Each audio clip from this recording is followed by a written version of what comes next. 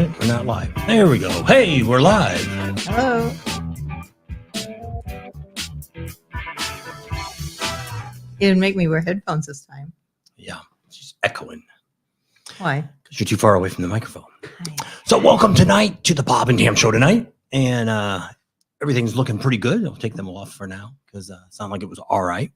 Let us know if you can hear us. And Tam will be on her phone in a minute. Oh, I got to set all my phones up too. So people if you're on our business page of Bob and Tam's, you get the notifications. There's two of them out there. There's one that's a group page, one's a business page. The group page is not listed on, they're not letting me put this on. We never got around to Ryder X fixing us up while we were there. I got off StreamYard And again. I don't know what you're doing. I didn't touch it. I just saw it. Well, you got to talk. It flashed. I think when it went live, it took it off. It did. So I can't see everybody that's on because I'm not on the StreamYard. See if I can do it this way because I can see where it says Bob and Tam. One, you need to turn your internet off. That's your first mistake. So there was Jeff. Jeff was first. And there's Janice. So we're glad Jeff's back. And he's with the gang. And as soon as we figure it out, which I don't think I can do it on this one, where the heck's his name at there? It's at the top. Oops, no, I can't do it. I can't do it from here. Let me turn my phone down here so I can. That's us. Got 29 on already. So I said, there's Neil. Neil's on too. And make sure everybody gets along today. We Yes, are. Everybody play nice. Yeah. There's James. Yes, make sure you vote. Everybody get out and vote. This is the last week. Tuesday's it. You can only vote, I guess, Monday and Tuesday, and that's it. So V Rider's on. He says, "What's up, everybody?" And there's Greg from Michigan. How you doing? How's that new truck going? All right, so we got everything ready. Don't want to cough in the mic. So sure we're that going to wouldn't leave sound you good. a little suspense here to get a few more people on because Kinda. with the I think we're about 30 minutes before the next football game goes on, which I don't know. The Cowboys was on earlier, so I figured more people probably be watching the Cowboys than versus watching the game that's tonight. Make sure I'm not too super loud. There you go. So we got a couple announcements we're going to make tonight, and we're going to change something. And Thanks, Art. So we're going to let you know a little bit about that soon. And so we're heading out to, first of all, it's not a special announcement, but tomorrow we're heading over to Las Vegas. We're getting ready for the SEMA show. That's all about automotive, cars, trucks, motorcycle stuff, campers, SUVs, race cars, all kinds of stuff. They've got drifters, all kinds of stuff going on this year. And we're going to be doing something a little different this year than what we've done in the past. So we're going to explain that in just a little bit. Let a few people get on so we can make some announcements. So we're back at the house still. This isn't actually an office. It's actually, this was my bar over that direction. Yeah, that direction. Everything's backwards. No, that direction. I'm pointing towards away. the bar. Yeah. That's where the bar and everything's at. And we had to turn the other way at first. And we had that backdrop behind us, but they had the garage door. I actually have a petition that I made. It rolls around that has a Harley emblem and all that on it that we kind of put in front of the garage door. But when I kind of pulled the camera back, you could see the tracks and stuff. And I didn't want to see all that. So we kind of show you this here. We're probably going to rearrange maybe some of the stuff behind me. I might even bring in my bison head and hang back here. I don't know. Just for the fact that the lights aren't really working the greatest as we want. That's supposed to be red lights, and they kind of look more white than they do anything else. So we've got, we can change. We've got new bulbs that we can change colors and stuff really on. Red. I don't know. And so we'll see. Roxanne. We'll So see. yes, we do, Jeff. We got new mics. You missed it. Was it last week we had them? Yeah. So last week was the first week. Sounds like a motorcycle's here. Too close? I don't know. Does that sound better? Guess it is outside. There's a motorcycle. Yeah, I heard a rumble. I didn't know if it was coming through our microphones or Maybe what. Art came. I doubt he'll call if he's there, if that's him. Probably our neighbor across the street. Oh, yeah. He's Ray. got the neighbor haters. Yep. That's him. Probably him. He must have went riding today. I was going to go over there. we found over in the garage in the shop. He kind of helped me do a little drywall. I found his ladder and a jacket. So we wanted to bring it back over here. And when we were home, we want to get it back to him. So I probably had it close to a year. And he might be looking for it. So we want to give that back to him. So once again, we do want to welcome Jeff back. He's been gone for a little while. So what we've done now here and over at the studio over in the garage, we're trying to set it up to give you better sound. So what we did is we did really great in Sturgis this year. Did better than we could have ever dreamed of doing over the 2 months, August and September, or July and August. Did really, really super well. And so with that, we took some of that money and I invested it into giving better sound. A lot of people say when we're out and doing stuff, it's so bad. So we want to kind of make it a little bit better to give you guys a better show. Jeff says great sound. Yep. So we've bought some arms for in here. Got a new mixer board. That's where, if you were here earlier, we've got sound effects. There's Pied Piper. So got some of that. We got other things. Everybody's happy. So just some new toys to play with and to try to make this more of an enjoyable, not so much, maybe our sound will be a little bit better. Microphones we already had. We had these from when we used to DJ. They were actually Shure. Yeah, Shure 58s. I have 3 of these. Actually, I have one more that's in the house. And so I thought when I was Googling this and checking out what we needed to have, we seen that they said they were pretty good mics to use for this. So we bought some new windscreens for them. And I thought, let's give these a try. I've had to change the microphone wires. A couple of them that we had were really super long. I sold a lot of my DJ stuff. We used to DJ. That's where we had some of the microphones and stuff. If some of you don't know that, we actually sat down today and was going through some old VHS tapes that we had, and makes me regret not doing that anymore. Had a high school dance doing, and probably 500 to 1,000 kids. We did bars too, but 500 to 1,000 kids all up in front of the speakers. I had giant columns and big old 24-inch subwoofers. I actually had a antenna. The triangle style. I had that as scaffolding across my speakers, almost 20 feet, and it just full of lights that, and the kids just went nuts. Hey, Gary. So it was Catholic high school. Did really great. We did a lot of weddings. We specialized in weddings. We did 1 year, I think we did 236 weddings in 1 year. And I had 8 different employees. 18 employees, 8 systems. There you go. So those are some of those days. We quit that. We moved to California. It got to be the point where I lost a lot of people that were working for us. After 9/11, people actually thought in Missouri, where we were at, thought the world was going to end. So we kind of lost some jobs. People weren't booking as much as they were. She got offered a job in California, and that's when we moved over there for 17 years and did that. And then when we retired, we came back over here. And so I still have one system that I've kind of got rid of the speakers. I got some powered speakers now. We did a few events when we moved. See, right there is a small EV speaker. But it works pretty well. They're like studio ones. I used to have them, and we used to have a storefront. And I used to have those speakers in there to where people could come in. And we also did wedding videos. That's how I got into Valve and doing video work. But all that equipment's outdated from the early 2000s. It's useless. Hey, Kevin. Got a computer that's worthless. I paid about 20 grand back then for that. And I got big giant cameras that shot digital video tapes in it. And everything there is just useless now. It just sits back there. So that's the end of that. So just kind of let you know. So what are we doing different this year? Let's tell you first off, we'll give you some news. We've been working really, really hard to get our veteran bike builds going. Hey, Salty. We are just a few months away from this happening. What all do we have done? I got our bylaws written up. I've got our articles of incorporation done. They have to be approved by the state. We're waiting for that. We should find out next week on that. Then we also have our EIN number. And then after we get our articles of incorporation, then we can file our 1023 IRS form. I think that's the last thing we have to do. So we've got board members, which are some of you guys, and our daughters, and Bob is the president, and yes, our oldest daughter is the vice president, and our youngest daughter is the CFO. So that's all done, all made up, ready to go. I guess when we go to Vegas, because the bank we want to deal with for this is in Vegas. There's not one here in Arizona there. So we're going to go up there and get a bank account. And then once we get that, then people can start donating, hopefully, if not by the 1st of December, hopefully by the 1st of the year. And then you can either donate money, you can donate bikes, you can take it off your taxes because we'll have a 501(c)(3).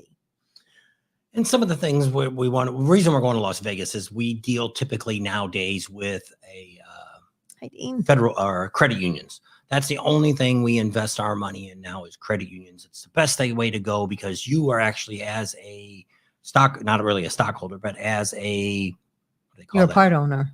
You're not a stockholder. You're a, what are you? Member. Yeah.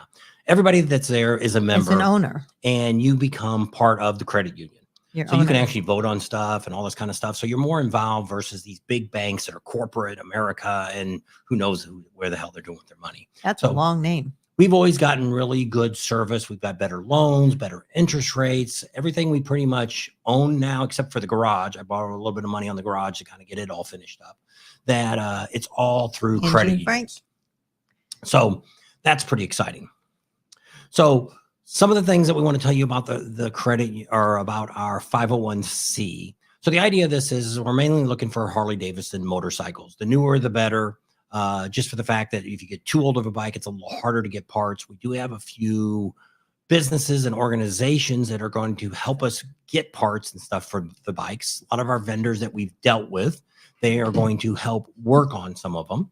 So those are all things that are going to be coming down the road. But what we could use from any of you, if you want to get involved with us, is one, if you've got a friend or maybe you've got a dad or you've got somebody that's got a Harley that's sitting in the garage or the shed and they're not doing nothing with it. Well, if you'd like to donate it for us to give to another veteran, that's what we're going to do. So we're going to have no administrative cost in our 501(c). So what you're going to say, well, why are you doing it? One, if any of you have ever watched Adam Sandoval, been watching him for years. I stopped off and on, but when he broke the world record back then, we were down there at the campground and we were kind of talking about maybe doing something with our YouTube channel. At that time, we were doing a little bit more RV stuff. We were just kind of getting into thinking about motorcycles.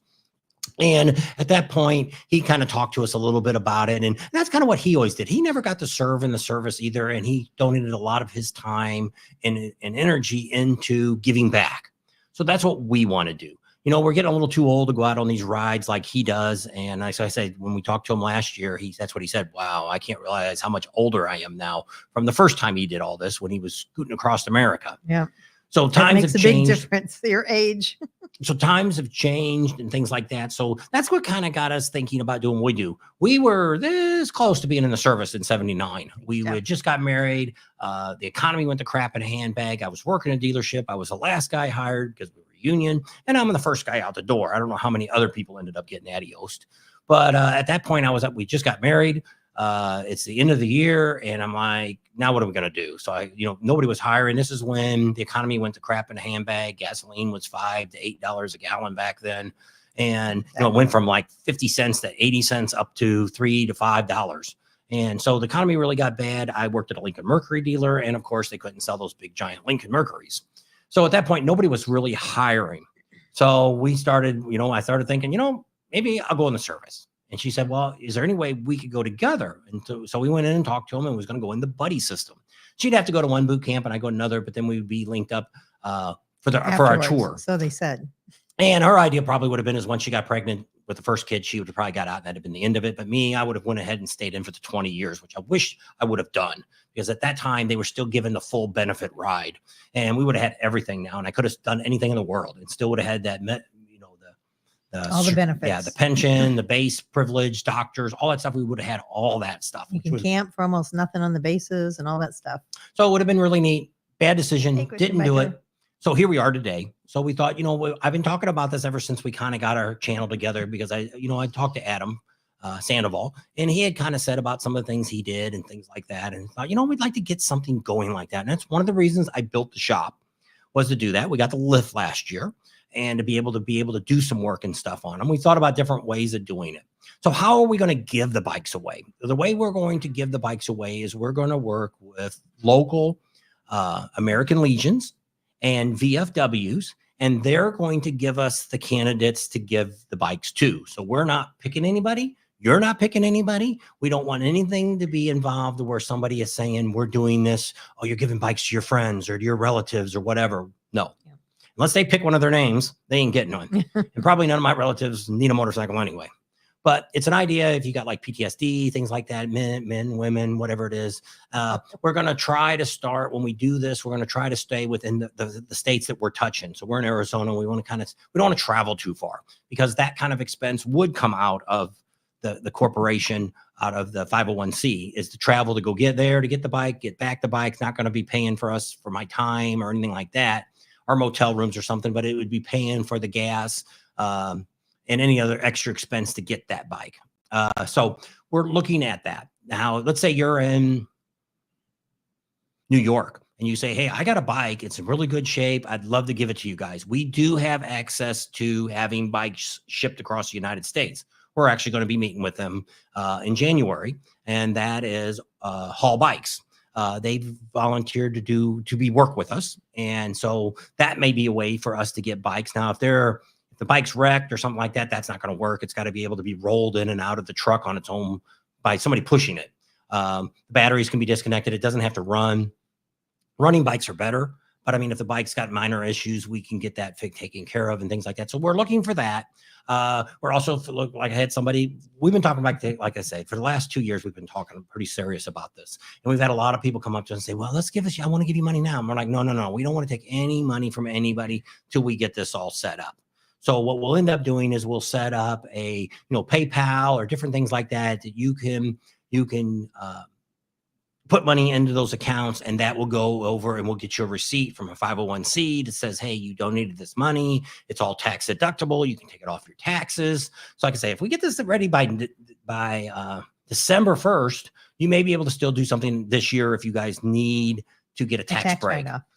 So it's something you can do. So in our case, we would just say the money's in the bank, and because we're probably not going to buy any bikes. We are looking at some bikes right now. I actually looked at some bikes at the auction the other day, and they ended up going for a little more than I wanted to pay for them because they're actually we're looking through Copart, which is a insurance auction where they get bikes and stuff that are totaled or beyond repair of what it would cost to fix them. Well, when I started bidding on a couple of these bikes, I started thinking, okay, you've got a salvage title.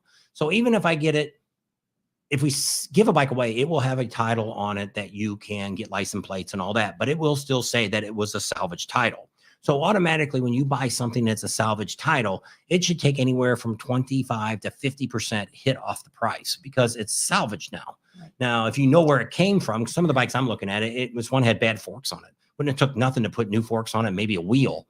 And I figured, looking at eBay and stuff, I probably figured less than $1,000 we could get this bike up and running. But it was already, I think I went up to $3,000 on it, and it was a 2007, 2000 something. I don't remember exactly the year. 2007, I think is what it was. And I'm thinking, they said it was worth about $9,400. Well, that's great if it's a perfect title. It had 26,000 miles on it. So after a while, I thought, I'm not going over $3,000. It's not going to be worth that. Because once again, I'm going to be getting close to that 50% mark, not saying that I don't need anything else on it. If it's going to need back tire, if it needs a battery or whatever minor stuff it might still need. We're not souping up the bikes. We're not putting big cams in them or nothing like that. We're trying to find, we originally had said Sportsters, but Sportsters are a little harder to get parts from. We can get them. If you've got one, that's not a problem. We're looking more Heritage, soft tails, things like that. If you got a Street Glide or a Road Glide or Road King, all those are fine bikes. We're not looking to go with anybody who's got a chopper or anything like that. We want to get a bike that somebody can get on it and they can ride and hopefully make them feel better. Enjoy their ride. Sometimes those choppers are a little rough to ride. Love seats. So that's a little information. If you've got more questions, you can write them up here and we'll try to answer those about what's going on with that. We do have a name. We actually have a website, but it's not up yet, but we do have the name. You want to go ahead and tell me your name? It's Bike Builds and then the number 4 Vets. .com. There's a .org. .com. Okay. So we already got that. We already reserved that. It's already taken care of. It's registered in the state of Arizona. So we were thinking about South Dakota, and we decided since we got the shop, we went to the county and talked to them all about it. And they're like, not a problem. We're good to go. So we're pretty much, we've got our tax numbers and all that stuff. So everything's really, really going actually too smooth. It's kind of scary. I know, because that's what he said. What else do we have to do? And I said, I think just after we get these articles of incorporation, that's it. I think I have to fill out that 1023 form. And then once that's approved, then we're done. I talked to an attorney and they kind of told me everything I needed to do. They said, you can do it yourself or we could do it for $5,000. And I said, no, thank you. I'll try to do it myself. But the hardest part was trying to find the bylaws. I found a place where they were typed up, but you had to fill in the blank. Well, you couldn't fill in the blank. So I had to type it all up by hand myself, which was not that big of a deal. But I typed it all up, put our names in it, everything. And basically your bylaws is just stating who the board members are and when you're going to have your meetings, and that it's strictly a non-for-profit and you don't have this, that, and the other. Anyway, so we did go down to the county too, because when I applied for the articles of incorporation through the state, once we got the name registered, then it said that we could, they said, I said, well, I tried to upload the bylaws, but it wasn't a PDF file because I did it from Google Docs. And anyway, she said, oh, no, don't, they'll reject it. Don't do that. So I looked and I said, well, I think it rejected it. And she said, that's good. So then she said, but if you wanted, you could take your bylaws and record them in your county. And I went down to the county and they're like, you don't need to do that. But if you do, you need original signatures and blah, blah, blah, blah, blah. So anyway, I guess we're not going to really do that. So then they told me after I had the lawyer that I talked to, after I had my bylaws and articles of incorporation, because I had no idea what these things were. And when I registered everything they told me I had to do in Arizona, when I got done, they said, okay, your articles of incorporation are going to be reviewed and we'll notify you in 3 to 5 days. Well, I paid the extra 35 or $40 for it to be expedited. So I think it was $40 and it was $35 to get it done within a week. And I thought, well, why not? Because otherwise it said it could have taken up to 6 to 8 weeks. So I paid for that. And anyway, got that all done. And then the other thing they told me you had to do was fill out this the other thing I had to get is an EIN number, which back in the day when we had businesses, it was called a FIN number, FEIN. So I think it's an employee identification number. And that was the thing I was kind of worried about because I thought it was like a big rigmarole to get that. And when I went to go fill it out, hey, Mike, he said that I hit the button to submit and it popped right up because it said it could take anywhere from 2 to 3 minutes up to 2 to 3 days, depending on how long it took them to approve you. And I mean, as soon as I hit submit, it popped it right up and said, here's your FIN number, blah, blah, blah, download this, and here you go. And I'm like, holy cow. So you need the FIN number in order to get a bank account in that name for a 501(c)(3).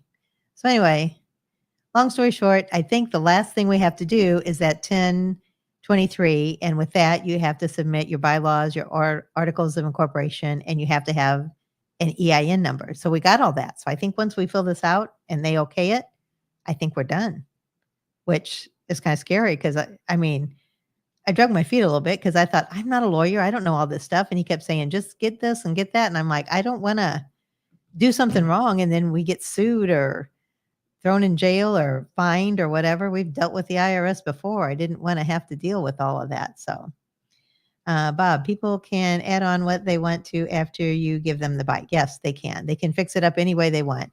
And then we're not going to put a stipulation on it, but we're going to tell them if for some reason you're not enjoying the bike or you don't ride it enough, it is yours. We're giving it to you. But if you'd like, you can give it back and then we can in return give it to somebody else. So we can regift it, I guess you could call it. I don't know. So anyway, hopefully the people we give it to, if they don't, Jeff says, let's try it. There you go, Jeff. 31 in Alaska. Yeah, Mike said it was 50 something up there in Minnesota for the feds. Yeah, it's all about them. They have to have all their stuff done. And then I think you have to file once a year. Because something I did, that articles of incorporation is only good till January of 2025. So I'm guessing it's only good from year to year and it must expire in December and you have to renew it in January. So we're going to have to renew that. And I guess that was it. Probably told them way more than they need to know. Well, you told me to tell them, so I told them. So And that's the truth. So that's kind of where we're at with that. So we are pretty much getting ready to roll out. Our goal was the first of the year, and that's kind of what we really wanted to start it at, just for tax purposes. Because if we start in December, we're going to have to do taxes for the last month, which won't be much because we ain't got nothing going on yet. We're going to probably take some of the money that out of here to start that bank account. That's what she said. Well, how does that work? I said, well, once that money gets back in there, we'll take our money back out and put it back into the Bob and Tam's money that they had in here. So that's how we're going to make money. We're going to make money off of this by videotaping all this, from us going to pick bikes up to going all the way to the very end and to the person that we're giving the bike to film who got that bike. And we're hoping that we talked both to the American Legion, the VFW, and they both agreed to this, that we'd love to have follow-ups with them. Like every 6 months, we'd love to just get them on a Zoom. Maybe they're in Florida, maybe they're in New York, maybe they're in Hawaii. Who knows where they'll be? Maybe they'll be across town. I don't know. And we would love to get them on the channel just to let everybody know how that's working for you. So we're not doing a separate YouTube channel for this. The bike build. Yeah. So because it's still under the motorcycle, because the other reason we're doing this is you can look back at the videos I've been putting up. We're getting lousy viewership right now. We're not bringing any, you guys are great. We love all you. We appreciate all of you watching videos that when they do come up or coming back and checking on them and things like that. And that's great. But if it wasn't for a couple of videos that I made a couple years ago, we wouldn't be having any views really mounting to anything. And so we got some old videos that people keep watching, which is great because they're viral, to where they bring up a lot of conversation, to where when people are looking for stuff, boom, it's number one. So they click on it and they watch it again. So I've got one video that's just gone crazy. It's been 3 years ago. It was actually a topless one from Tuesday out there, and it has gone viral. It's close to, I don't know, 600, 750,000 views. It's gotten over 3 years. This guy badmouthed me a couple years ago out there, which is great. Bad news is bad mouthing you. Sometimes bad publicity is good. Any kind of publicity is, even bad publicity is good. And so that's all working out real good. So and then I've got a couple other videos that weren't bad, but I mean, we got noise in my motor. I get a lot of different people watching a lot of those different videos. So those are still chugging along, and some of them get as many as 1,600 views still in one day. So some of those videos are doing better than the videos I'm putting out right now. YouTube also penalizes us because during the rallies, we're banging out a video every single day. So they look at that. Then when we come back and we slow down, then they're like, oh, well, we're not going to recommend your video to anybody. So the idea of this is we're hoping by flying to some of the rallies next year that we'll be able to be home more, to where we can start doing more of this other than just during the fall time, once the rallies are over, from November, December, January to February, because we're not going to fly out of here now until March. So for 4 months, we'll be here. We can get a lot done in 4 months. Spiders are playing at the garage. Don't know. So that is all that. So that's all good. It's all going great. And if you want to get involved, that's great. We just don't have a whole lot of money to invest into building the bikes.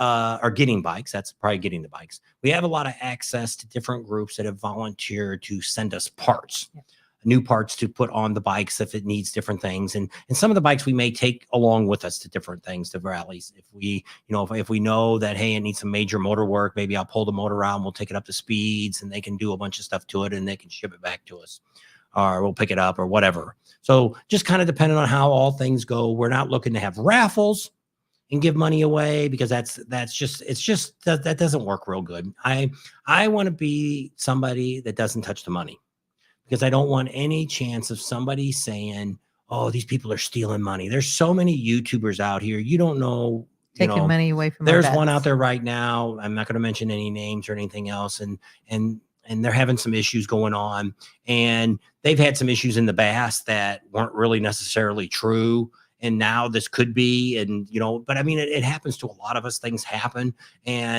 But I don't know if I would come to all of you and ask for assistance for us if something bad happened to us. I just don't think I would go that route.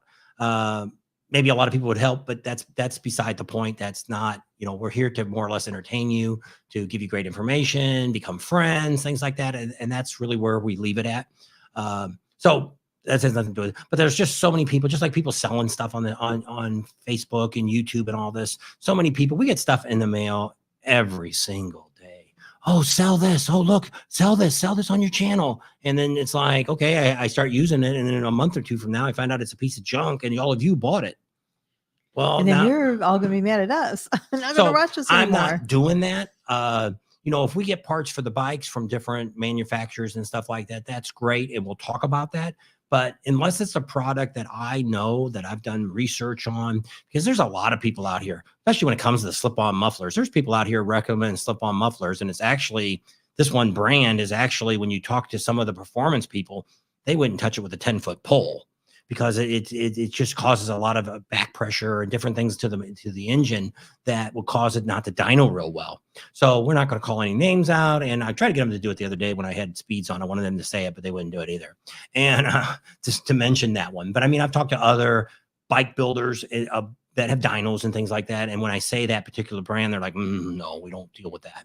And so we're not going to throw somebody under the bus. But the person that's talking about it or the company that sells it. If you buy something, it's just like exhaust. I'm not going to recommend what kind of exhaust. It's like it's a guy across the street. He's got Cobra neighbor haters, and they sound all right. Would I put them on my bike? No, a little too loud for me. We actually ride in California, and they get a little strict over there for noise ordinance. If they caught me with those, they would definitely give me about $1,000 ticket. So not interested. So, but it's what everybody wants, and that's when it comes to slip-ons. It depends if you want a pipe that's going to be a performance pipe like a D&D. What's that other one? Tab. What? Tab? No. Oh, Chromeworks. Chromeworks is another one. There's another one out there that we seen the other day when we were at JP Cycles in Daytona or in Sturgis that it's a brand I didn't hear of before. And actually people said, oh, it's been around forever. So there's really only about 2 or 3 that are highly recommended. But I mean, there's just a lot of other pipes out there that are good, but not based on what you want. Do you want it for performance? Do you want it for noise? Do you want it for sound? Do you want it for rumble? What do you want? And that's really what you need to buy. You need to buy what you have, which I've talked about this a million times. So unless it's something particular that, like when I got my stereo with my Rockford stereo, it's very high pitched. The advantage of that is I can ride 80, 90 miles an hour and she has no problem hearing the stereo in the back with no headphones, no earphones, no nothing. And that's what we wanted. Doesn't have hardly any bass in it. Kyle says Thunderheader. Thunderheader, the pipe you were trying to think of. Don't know. My dad only had Harleys. My first bike was a Harley. They say most of them, but I wanted a Rebel. Or was it a Rebel or a Shadow? A Rebel. So, but Chuck's on. Chuck Navy Sports. Nasty Sports. What else are we doing? Here's what's next on the Bob and Tam channel. So a lot of people do this, and a lot of you may realize, and some of you may have already caught this out, that my real background in all of this is automotive. I've been in automotive since I was 17 years old when I went to work for the dealership. And when did we move to Missouri? 2002. We moved to Missouri. No, Missouri was 95. So I worked there for a couple of years. I was thinking it was about 2000 by the time I quit working in automotive. But so from all that time, so from basically until 97, 98. So basically from about 17 years old to about 38 or 39 years old. 77 to 97, so 30 years. Yeah, I was in the automotive business. So that's where my expertise really is. I was an auto mechanic. I was an alignment specialist. I did brakes. Used to have a pipe bender. I knew how to bend custom exhaust, duals, and all that kind of stuff. So that's really, and I've rebuilt motors, 350s, 327s, a whole bunch of different motors I've rebuilt. So that's really where my real true background is. Motorcycles, yeah. I've had motorcycles. Well, actually, I had my first mini bike about 12 or something. I think I had my first mini bike. I had my first motorcycle at 14. My dad got me for my 8th grade graduation. So from then I've always had motorcycles. So I've always rode motorcycles. I've done a lot of, especially when we moved to California, we started doing the long rides and on a normal weekend, we'd spend 300 to 500 miles on a Saturday and a Sunday riding nowhere, just riding our bikes. And so I do have a lot of experience riding, but not as much as I do mechanical wise and knowledge wise as I do with cars and trucks and things like that. So what are we doing? We're changing everything. So what we're doing is we're adding on a second YouTube channel. And what that's going to be called is it's Bob and Tam's Cars, Trucks, and Motorcycles.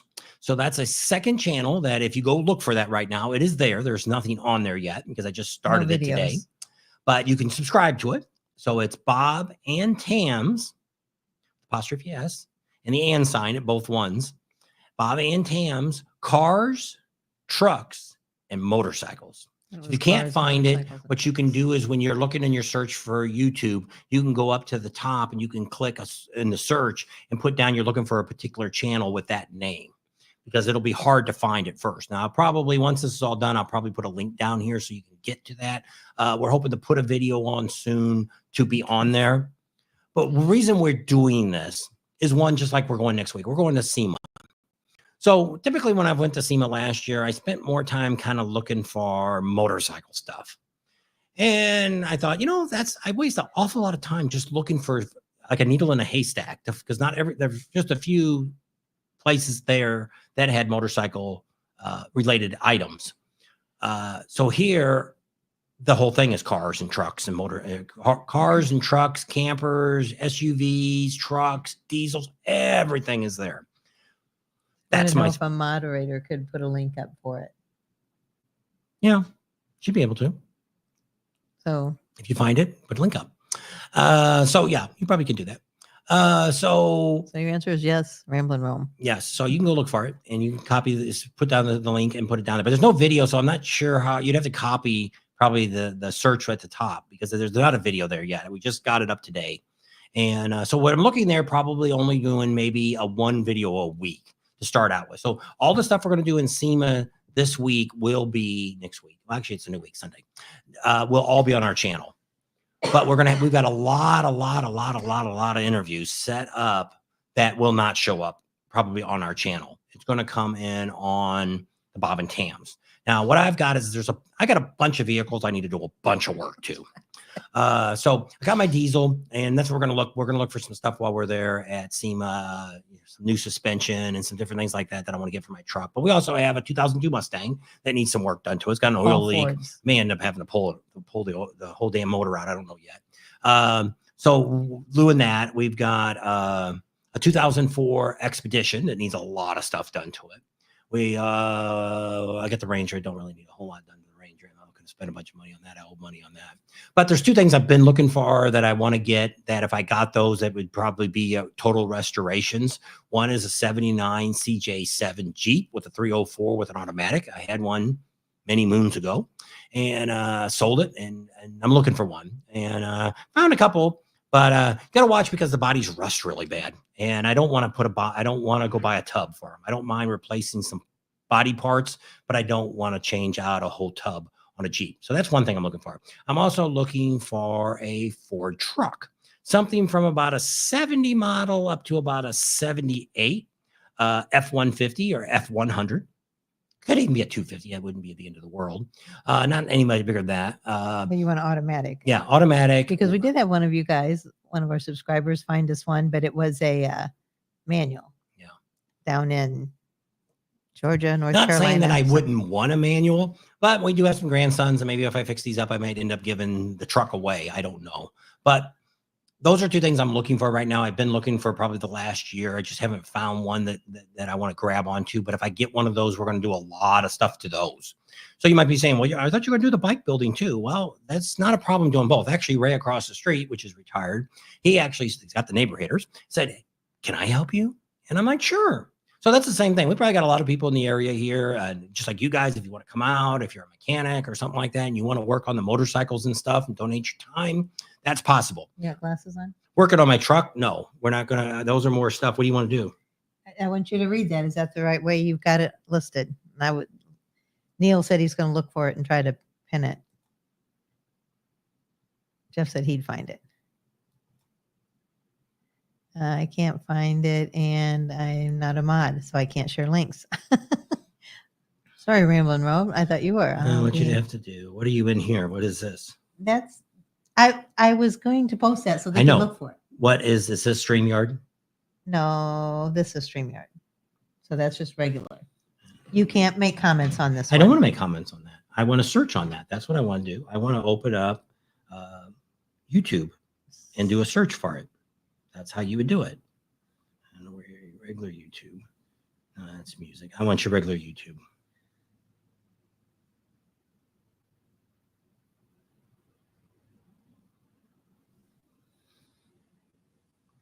Up here, you hit Bob. And you have to be a mod to share. Okay. Ramblin' Rome. We'll have to check into that. There's that. I missed it. I'm trying to put it up, but there. You must have already sent it. Bob and Tam's Cars, Trucks, and Well, that's the way it's Motorcycles. written, but that's not the link to it. Oh, well, no, I wanted to make sure that's what it is. It hot in Arizona? No, it's very comfortable. Thanks for asking. It's probably in the All right. It's probably because 70s. I don't have anything listed yet. It's not coming up.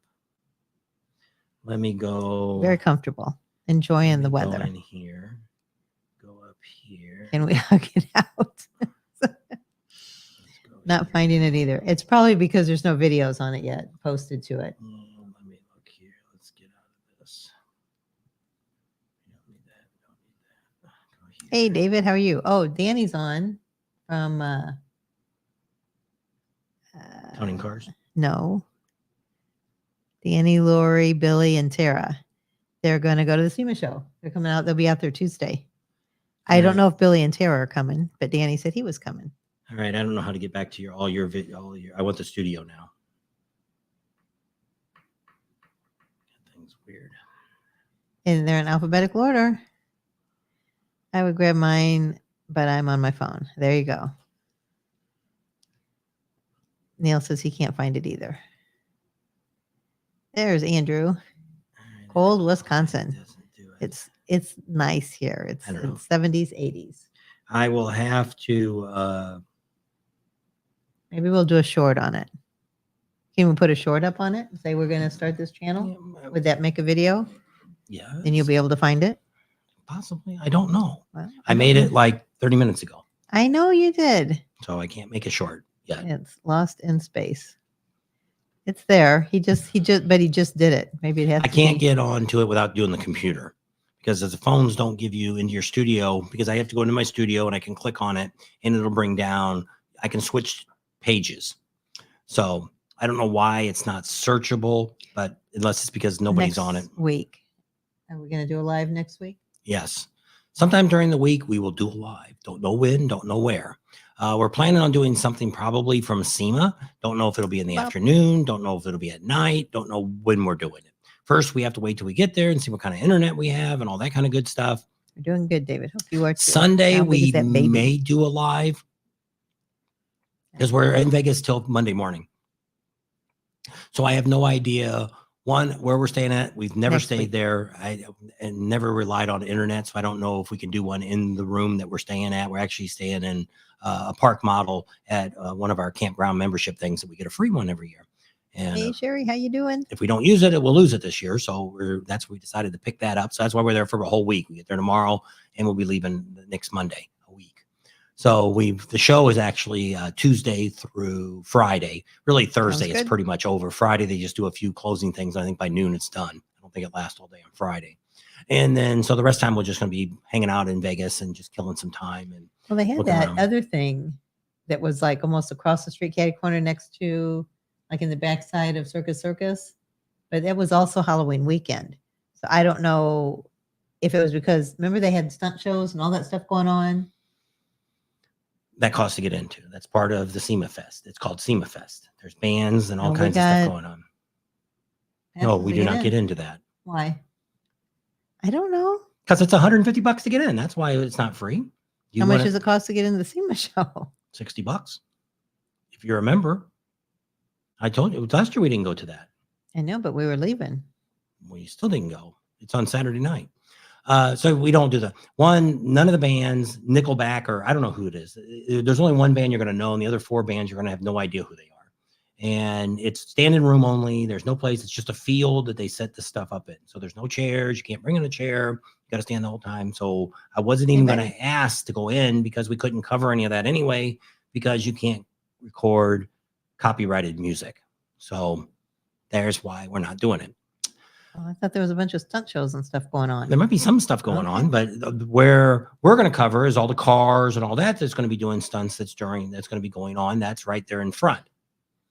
But nothing over there are we covering that day. That's all going on. I already read you the list of things that are going on. I know, but I said it's going to be a mess with all that construction. Just one part of one building. It's not out in the front. That's actually that little curve right there. There was really nothing there. On the right side, that's where you got to do the demos with the cars or something there. I don't remember. And then the left side is where they had all the cars lined up that were in the builders contest. So right in front of that round really wasn't anything there. That's just where you could come in and out of. It was the main central area. I don't know what's going to happen inside, how to get into those other halls, but apparently they have other ways to get in, and we'll find out tomorrow because we get to go pick up our passes tomorrow. So we'll get all set up in there and you guys can see what's going on. I don't know. Maybe we'll do a quick live tomorrow night because I don't have a video set up for tomorrow night. A couple other things that besides this before us, because I don't want to forget. We are now on X for Bob and Tams, and we're also on TikTok for Bob and Tams. I put a few things up and I'll try to put more up there as we go along. Typically I'm just putting shorts. I've actually found a company that does some AI stuff. I'm not doing AI, but what that does is it takes my videos that we've already done and it makes up short videos. So like right now there's one on X I just put up just a few minutes ago that it's only 15 seconds long, but it's something I want just to kind of give you guys a little bit more of what's kind of going on. And I did one the other day that was on TikTok that showed you me setting up this, what it looked like behind the scenes, the lights that we use and the counter we bought and all this different stuff to kind of give you a little more information. So if you are on any of those social media places, we're also on, if you ever want to look for something, we're also on Odyssey. It's ODYSEE. And it's another format. And why we're on there, not that we're putting any extra videos on there. All of these videos are on there. The lives aren't, but my regular videos that we put up, they're archived. The idea of that is if something would happen, YouTube would kick me off, we would still have that channel. We would have all the videos I've ever put up. They're all still there. And I don't know. YouTube doesn't like us to talk about other channels that you can go to watch other videos and stuff. So I'm still looking. We're not doing a whole lot on what's the thing, Instagram. I haven't figured that all out yet. So she was supposed to be doing that. I don't know if she ever will do again, but it was something that we was going to try. I don't know nothing about Instagram yet, so I'm not fooling with it. I've got the X kind of figured out, and I've got TikTok finally figured out.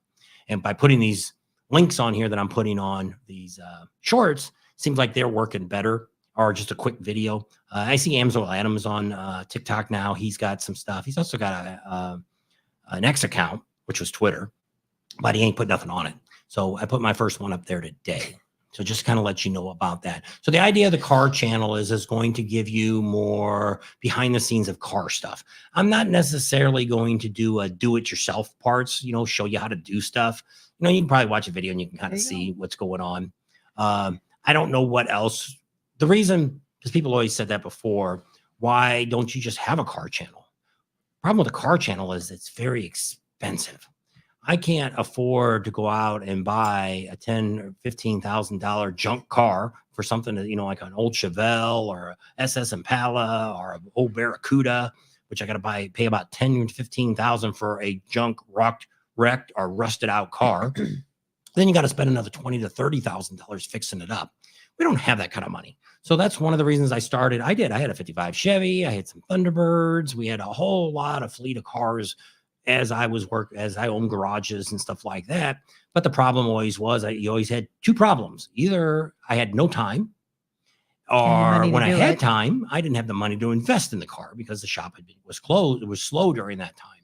So when I finally moved to California, that's when we thought, let's get a motorcycle. Let's get a bigger bike. Let's get a bike we can ride some distance.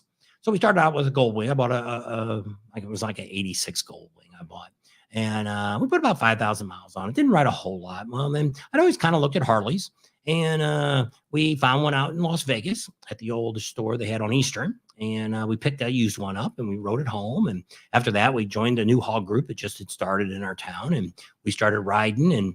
And in about a year and a half, we had put about 50,000 miles on that bike and never went anywhere other than local runs. We never went anywhere overnight. So that's how it all started. And we just met a lot of great people. And California is one of those places that's got some of the best riding in the United States. And other than the other crap that goes on there, the riding's great. That's about all we can say. But we did a lot of that there. State. Yeah. And that was just a great place. We had a lot of great friends that we knew, still do. Art's my buddy. He's retired. We got to get back with him since he's been officially retired now and see how he's all doing. And actually, I was thinking about pulling the bikes out the other morning, but it ended up being about 60 degrees the other morning. It was kind of cool. It looked like rain, but we haven't seen any rain here since we've been home. No. So that's kind of where we're at. So you can share that link on your community page, whatever that is. Yeah, probably could do that.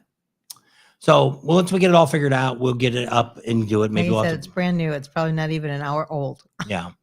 So I just started it. I got a thumbnail or I got a border for it. It's got a picture of my truck on it. And it just says Bob and Tam's cars, trucks, and motorcycles. And so it leave it as short as possible. But I kind of wanted to let people know that, it's going to have a variety of things. My truck's diesel, so we'll talk about diesel, some of the things that I've done to my truck, different things like that. And so it'd be interesting if you want to know a little bit more about cars and trucks, especially the older stuff. I'm not so familiar with the brand new stuff that's out here. All the computerized stuff. Yeah. I just found out on this little Ranger we bought. We bought it. It's 2021. We bought that because we took the other one and gave it to one of the grandsons. And it was kind of shifting really weird. It just didn't feel right. Well, I found out, we took it to the dealer because it still has a little bit of warranty on it for 3 years. Till the end of this month. That they have a learn mode on it. So after they talked to Ford and they kept it for a day, they came back the next day and said, hey, this is what Ford recommended us to do, is to reboot the computer for the transmission. Reset it. And you learn on it. If you guys could drive it. Well, actually, that's when we went to Vegas 2 weeks ago. So they said that would be really great. And so ever since then, even we rode a little bit in town and it seems to be shifting fine now. So I'm like, there's something new I didn't know. But I don't really deal much with the new cars. I don't even change my own oil. We got a place down here. You bring your own oil and filter, and it'll cost you $20. So I just pay them and I'll deal with it. So I don't do a whole lot on my own personal car anymore, a newer car. The truck's out of warranty. So, a little bit more on that. I've done stuff with the DEF and all that kind of stuff. And we'll leave it at that. And so if you, so just to give you another idea, if you want to learn what year. Neil says he's got a 5.9 Cummins diesel. That's a 3/4 ton Dodge 4x4. I guess he's got that up in Alaska. So that's kind of where we're at. Like I say, maybe we'll put a short video up there, maybe tomorrow on it when we get down there. Maybe we'll do one out front and we'll put it up on the new channel. When you replaced all that stuff? Yeah. Did you make a video on that? No, because it's against the law. And so you could kind of redo that and put that up there. It's an off-road truck. That's a different truck that we did that to. And I actually got it from a video, which if you want to do something like that, if you got a Ford truck and you want to do something with your DEF, if it's out of warranty and you don't live in California, one of these states that are going to, if you got to have a state that your vehicle gets inspected in, there's a good chance it won't pass because they're made for off-road only. That's what it says. It's the stuff I got came from Canada. Some of it did. And you have to sign a thing that you won't drive it in California and you won't drive it in this state or that state and whatever. But I put a muffler on it too, so it's quiet. I tuned it to where it doesn't blow black smoke out, thick black smoke. I didn't say what the video was on. What? When I said that. Yeah. But so there's things you can do, and we'll talk about it. And I'll give a link to that when we talk about my truck, just not to show you what I did. Rob Key wants to know if you fixed the window regulator in the Mustang. No. After ended up happening with the window regulator was I got it. I already ordered. It was hot. Yeah. It's in the garage next to my toolbox.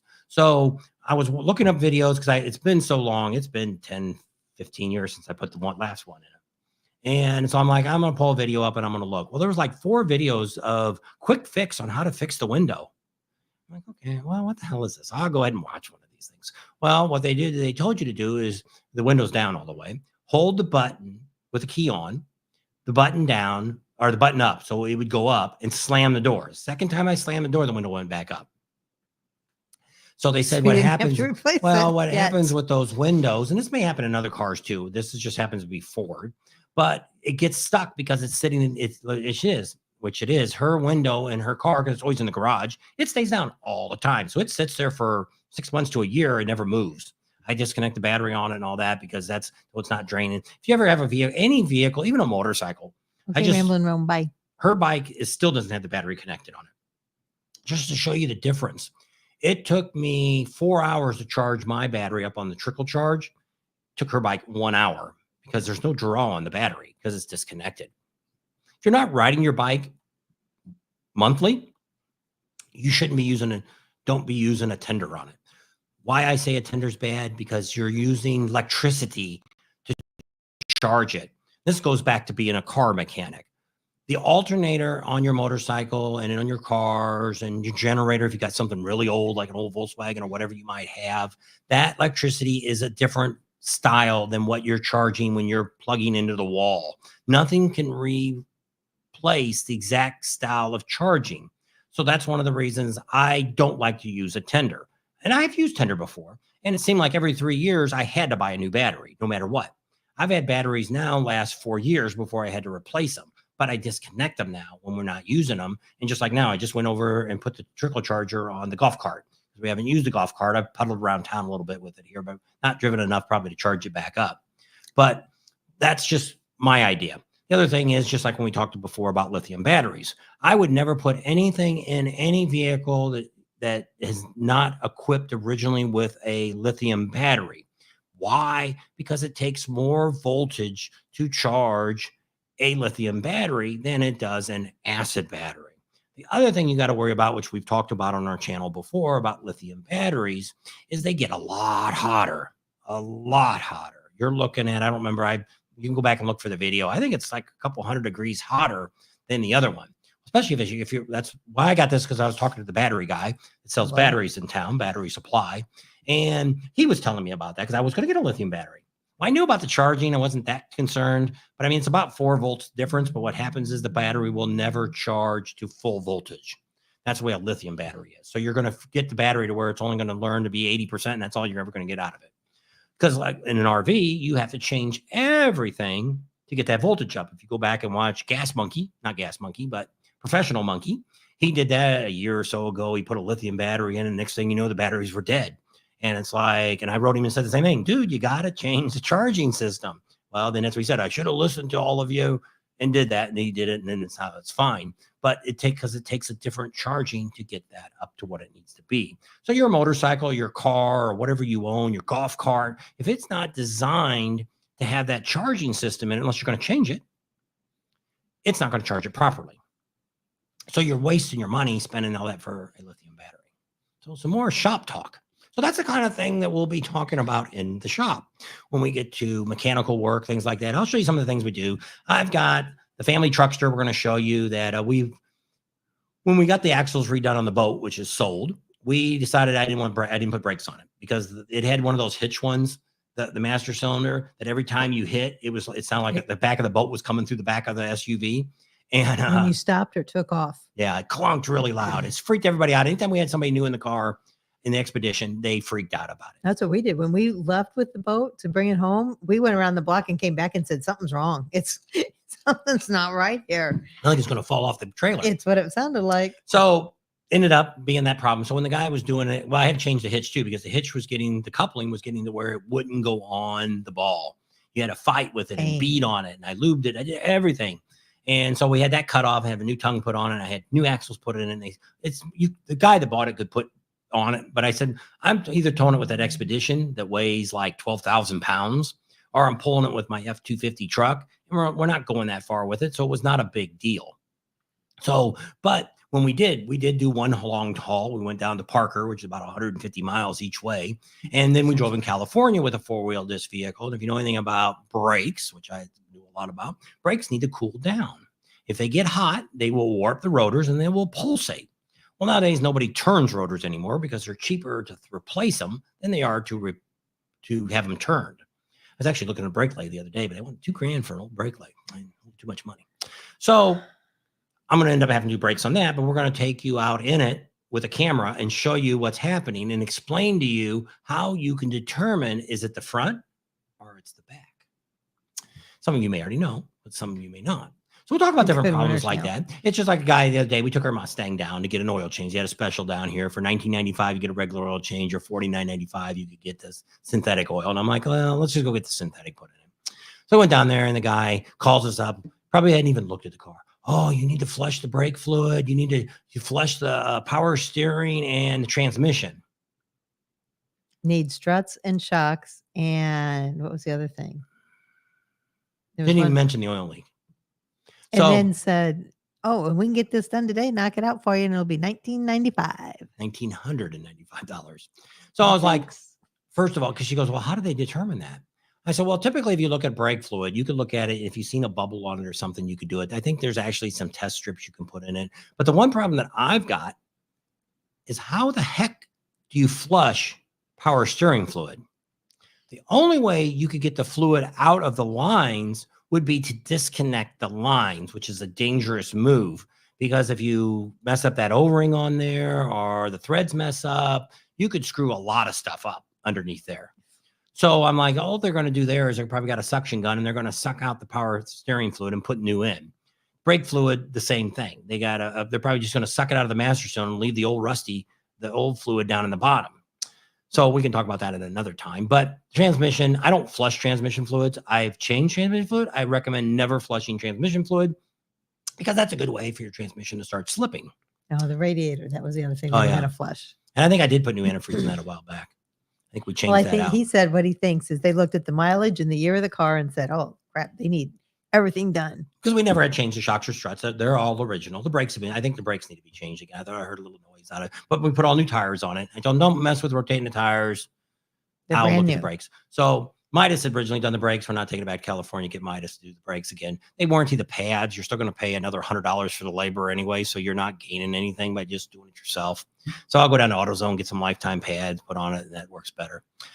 So we'll have to do something with that. I need all new weather stripping on all the doors on the family. We call it the family truckster, the Ford Expedition. Because we bought that mainly just to pull the boat around. Because all we had before that was a little Ranger and we had the Mustang convertible, which neither one of those could pull that big old monster boat. So, because it weighed like 5,000 pounds. And so we decided that we got this family truckster, got a great deal on it. These people, well, it was in California. And this thing's got a book. When I bought it, it had a book of $7,000 or $8,000. It's an Eddie Bauer. And I had about 99,000 miles on it when we bought it. It's got probably close to 180,000 miles on it now. And the only thing I've really done to the thing, I think I did flush that radiator. And I had one of the spark plugs blow out. What? It needs to be flushed. Oh, I thought we did that. Never did. And Brad King says, I guess one of those things you remove and return line and fill it while it's running. I don't know if that's for the power steering or the transmission or the brakes. I don't know what he's talking about. You're speaking his language right now. But for power steering, I don't know if I want to start taking lines off. That's my issue. You got a car that's a 2002, original. Everything's original. I think the hoses have been changed on it. We used to have it serviced when we were busy, had really good jobs. I had a lot of the stuff paid to have people do it. So we did have, the cars had work done on it. But for the since we've lived here, the car really doesn't get driven at all. It's got 136,000 miles on it. It's still got the original convertible top on it in great shape. It's got a couple little dings in it. But other than that, it's got a ding on the door where when I had my Gold Wing, we caught it on the foot peg, pulling it in the garage. Remember that? The little dent that's in the back? Yes. On the quarter panel there. That's where that came from. The power steering fluid is done with a machine from Wayne's, and it does a good job, and it saves and pumps out the racks. Pumps and racks. I would have to see that. Keep buying it. I know there's an antifreeze one. See, I don't believe in the antifreeze one either. I think the antifreeze one sucks too. The way I used to do it, which now you can't do it as much with plastic radiators. You used to have to do that when you had a garage. We used to knock the freeze plug out. And we blew out that way. We would blow the heater core out. I had this contraption that you could hook up to air, and it had a nozzle on it, and I'd stick it in the heater core, and you could see the heater Hi, core actually Karen. How you swell doing? when I put air pressure to it in water and squirt out, and I would run it till it was perfectly clear. Do the same thing with the engine. We'd knock a freeze plug out and check all that. It's just like brakes. Here's what I always tell everybody to do. I used to do this when I worked at the brake shop. Hey, Rowan. I used to work for Midas at one time. And this is the best place because it was all about the more I sold, the more commission money I made. So I would take somebody come in with a brake job. They need brakes. First thing I did was I popped out the front piston. And of course, it's all rusted. And all it cost me, I can clean the seal up and put it back together and it'll never leak. So I would show them all that rust in there. I'd run my finger on the inside of the caliper and say, this is your system.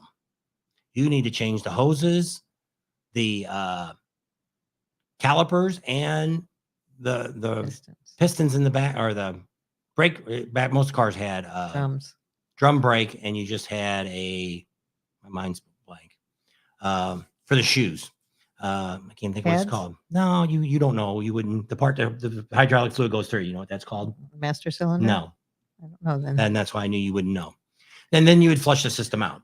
So what I do now with doing brakes, which I never push a caliper back in to the system without opening the bleeder and putting a line clamp on the hose. Why? Because if you do that, you're very likely that you will flip inside the caliper, or inside the master cylinder, you will flip the cup backwards to where about a month to 2 months down the road, your brakes start leaking. Your pedal will go to the floor, you'll pump it back up and it'll work again. And because somebody flipped it backwards. So wheel cylinder. Yeah, that's it. Wheel cylinder. But most cars are calipers now. And but that's what I've done. So I sold a lot of brake jobs when I used to do brakes, but that's because just flushing the brakes, you're never going to get all that rust out. If it's already rusted inside the caliper and the wheel cylinders, no matter how much you flush it, you're not going to get rid of that. You got to get rid of all that and then run through and clean the fluid out, and then your brakes. See, brakes was the easiest to sell because I always told people, they'd say, oh, I just got this is back in the 80s. Oh, I spent $500, $1,000 for a new stereo. Pretty nice, huh? The only thing I always tell people got to worry about is when you're coming down to that stop sign, you're doing 60 miles an hour. If you can't make a good stop at that next stop sign, doesn't matter how pretty your car is, doesn't matter how performant your car is, doesn't matter how good that stereo sounds. It all crunches just the same without brakes. So I sold a lot of brake jobs. And this is back in the 80s. I sold $2,000 to $5,000 brake jobs on the average car. And it was and I wasn't overselling. I'd show people why you needed to replace it. And I'd show them the rust. I'd even pop a wheel cylinder out if they wanted to see inside of the wheel cylinder. If they decided I don't want to do it, I'll clean it up as good as I can, put it back together, bleed it all out, and it'll be good. Probably better than it was, but that's how I used to sell brakes. But that's a whole nother story. But like I say, I don't know about a power steering. You can get a scanner to get pistons back on the rears if you don't get real expensive. I know. Newer cars, you need a scanner to get the pistons back on rears. If you don't, it gets real expensive. So I guess you need a scanner to put the brakes on new cars now. Not that I know of. Not that anything I've seen. Well, we're only up to a 2021. Get the pistons now, back. Pistons do. Some of them you have to screw them back in. So there's different, some of them are set up with like Corvettes. A lot of people didn't want like rebuilding Corvette pistons. I had no problem doing Corvettes, putting the steel sleeves and all that kind of getting calipers and getting them all in there and doing it right. So like I say, I don't know about any of the new stuff. I'm not working on a new Mercedes. I'm not working on a new Lexus. Yeah. I'm not going to look at Elon Musk's, Tesla trucks or anything like that. We looked at it the other day. There was a windshield wiper. I'll bet you that windshield wiper is over $100 to buy that windshield wiper. I'll probably more than that. It's probably 3 foot long. Yeah. It's just one giant one on the front, but he's the only one's going to have it because nobody's even got anything like that at a store. Heck, I just bought a furnace filter the other day for at home. The cheapest one I found was $14 for a freaking furnace filter, air conditioner filter. It's like, holy crap. Make sure you vote. Maybe things will change. Yeah. So we already voted, so we don't have to worry about that. We'll work on next Tuesday. King says they retract the brake on a newer 2019 and above. I don't know. I would have to look and see. I don't know what car, but I don't know. I did my truck 2018 and they had no issue with that. I'm not even sure if my little Ranger, I'm assuming it's still got drums on the back, but I don't know. But I typically don't work on anybody's newer cars. I don't really have any interest in that. But I mean, I guess none of James and Mindy's cars are newer than 2019. We did I brakes don't on think so. there, Lexus. and all that. We did brakes on those. I don't know what the Audi is, or not the Audi, the Acura.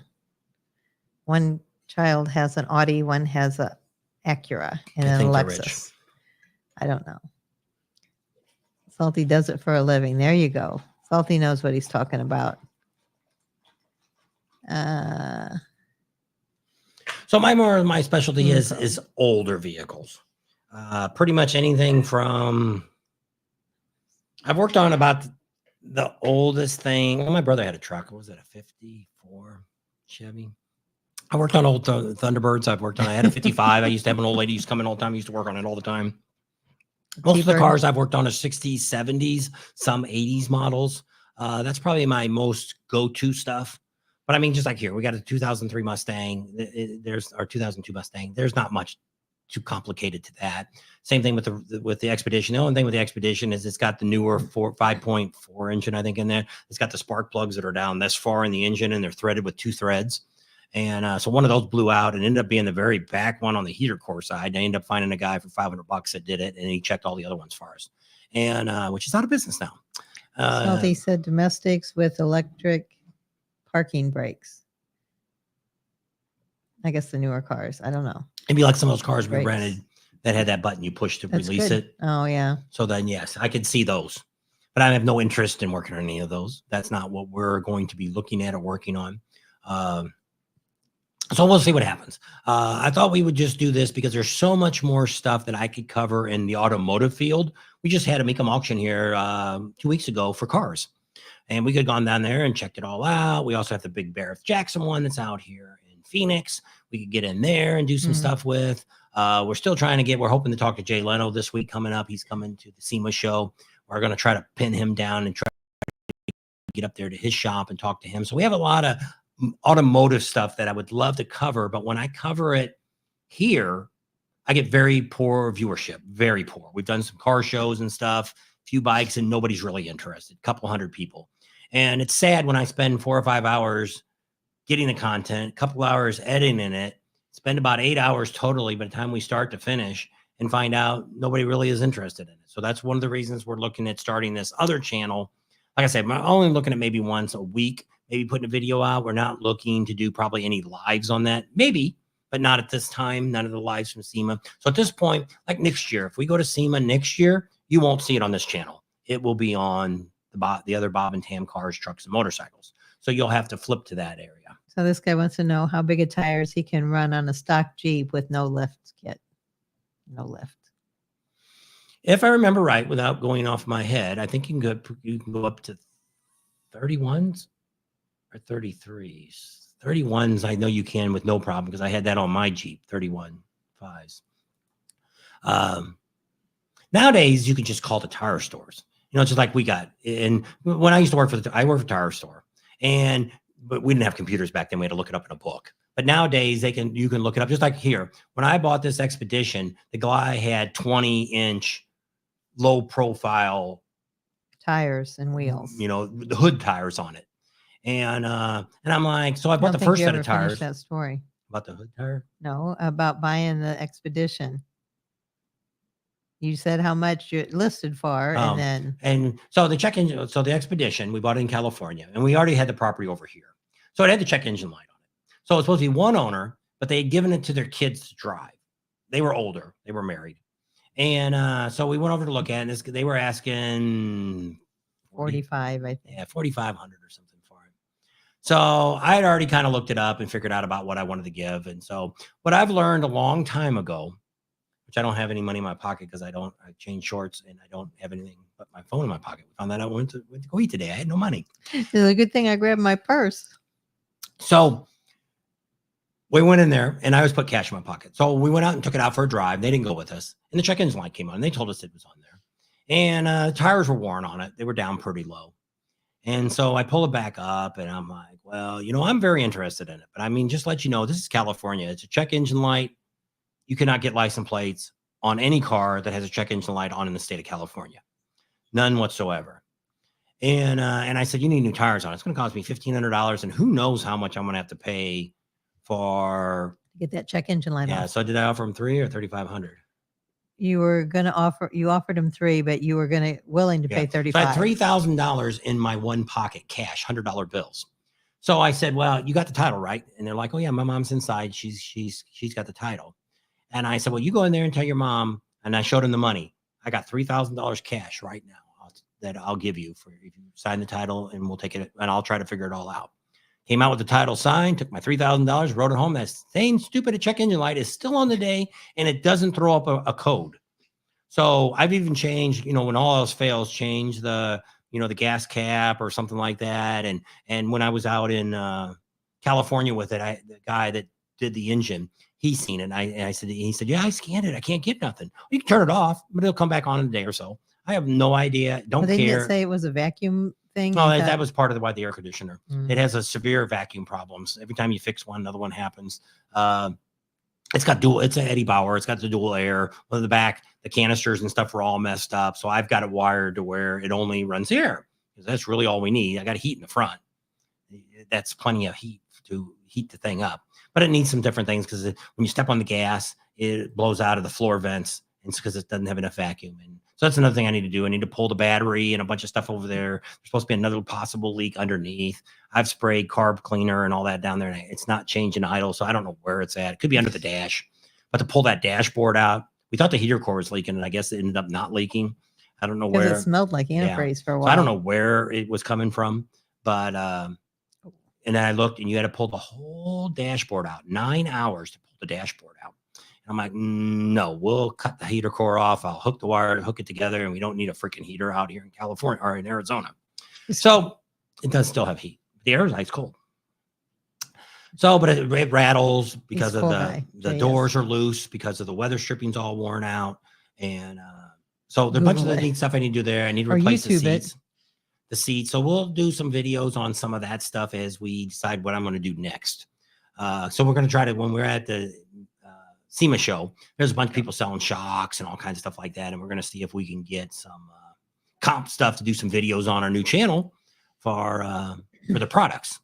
So we'll see what we can pick up for the truck. And I need some car seats for the Expedition, and we'll see if there's anything there for that. So I'm going to kind of write down all the different vehicles we have that we're kind of looking for, so we can get that all taken care of. One of our nephews died in a Jeep.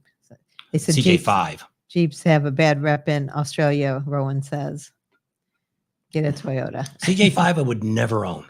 CJ5 are, like I say, my son-in-law, my nephew died in it. 25 years old, got killed, and rolled it over. Tire blew in the front and flipped it. Talking about a toy. And so my 79, I've had a 78 Jeep, I've had a 77, 78, and a 79 CJ7. I've had them on 2 wheels. I have never flipped any of them over. I'm not a hard off-roader. It's just like my first motorcycle was a dirt bike. If I rode 10 miles in the dirt, it'd be a miracle. My dad put license plates on it. I go out on the trails and ride out on the street. And I always rode the streets. That's always my kind of riding. Just never really got into off-road riding on motorcycles. I've done some off-riding in the trucks and cars and stuff that I've had. Mudding. Yeah. But out here, it's rocks, and it's not the same. Mm-hmm. So not interested in that right now. It doesn't matter, because it's when we're gone, he said to pull the battery cable for an hour and to reset it. That it's the batteries unhooked for 6 months, and it still didn't reset it. No. And we've changed the battery. It's got its 3rd battery in it that we've owned that thing. And there you go, Jeff. So it's a new battery that's in it now. So it was dead when I think the one time I forgot to unhook it. I figured we'd only gone a month, but it was enough. Yeah, it's when I think we went to Ocean City Bike Week and Bikes, Wheels, and Barbecue, because we had it unplugged the whole time we were gone, from February to August. Then we came home for a month. He hooked it back up and everything, and then he left it plugged in because we were only going to be gone 30 days. You don't realize that your radio, your clock, all that stuff is still running all the time, and it's sucking your battery down. So that's the main reason I do that. I do it on our Mustang. I do it on pretty much anything that we leave for a long time. I didn't do it on the golf cart this time. I usually do. But like if we were going to be gone 6 months and I wasn't going to take my motorcycle, I would disconnect the battery there. Her battery's still disconnected on her bike. We can hook it. It only take me a few seconds to hook it back up. The seat's off now. Hook the battery back up. If we're going to go for a ride or something on it. Golf cart, I'm probably going to disconnect it on the golf cart after I get it once charged up. That's actually the second battery on the golf cart. We had to get a new golf cart battery. I think when we were in Florida, we had to go get a battery for it. And so it is what it is. So that's why I've just learned from batteries that they are going to run down because there's always motorcycles the same way. Your alarm system runs off the key. I found that out too, that if you throw your key always in the cup holder on your motorcycle in your garage or shed or wherever you're having your batteries connected, do you know that's wearing the FOM battery down? It's because it's constantly talking, telling it that it's there. I'm okay. I can start. So you should always take that away. Same thing with my truck. I used to take my truck keys and throw it in the door panel. Well, I kept going through batteries and I'm thinking, why is this stupid?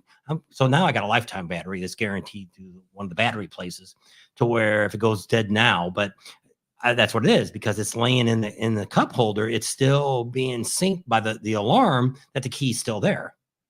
So that's why it's wearing that little battery down inside. So just things you learn from when you do it. You got to think, why is this doing this? I'm really good about being able to figure stuff out.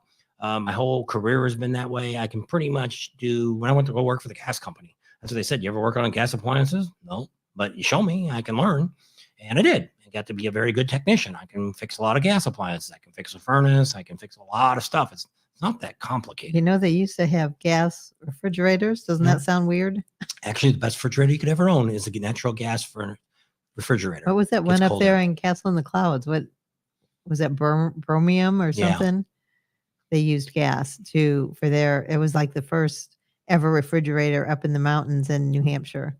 And we have to go to Laconia. Great place to check out.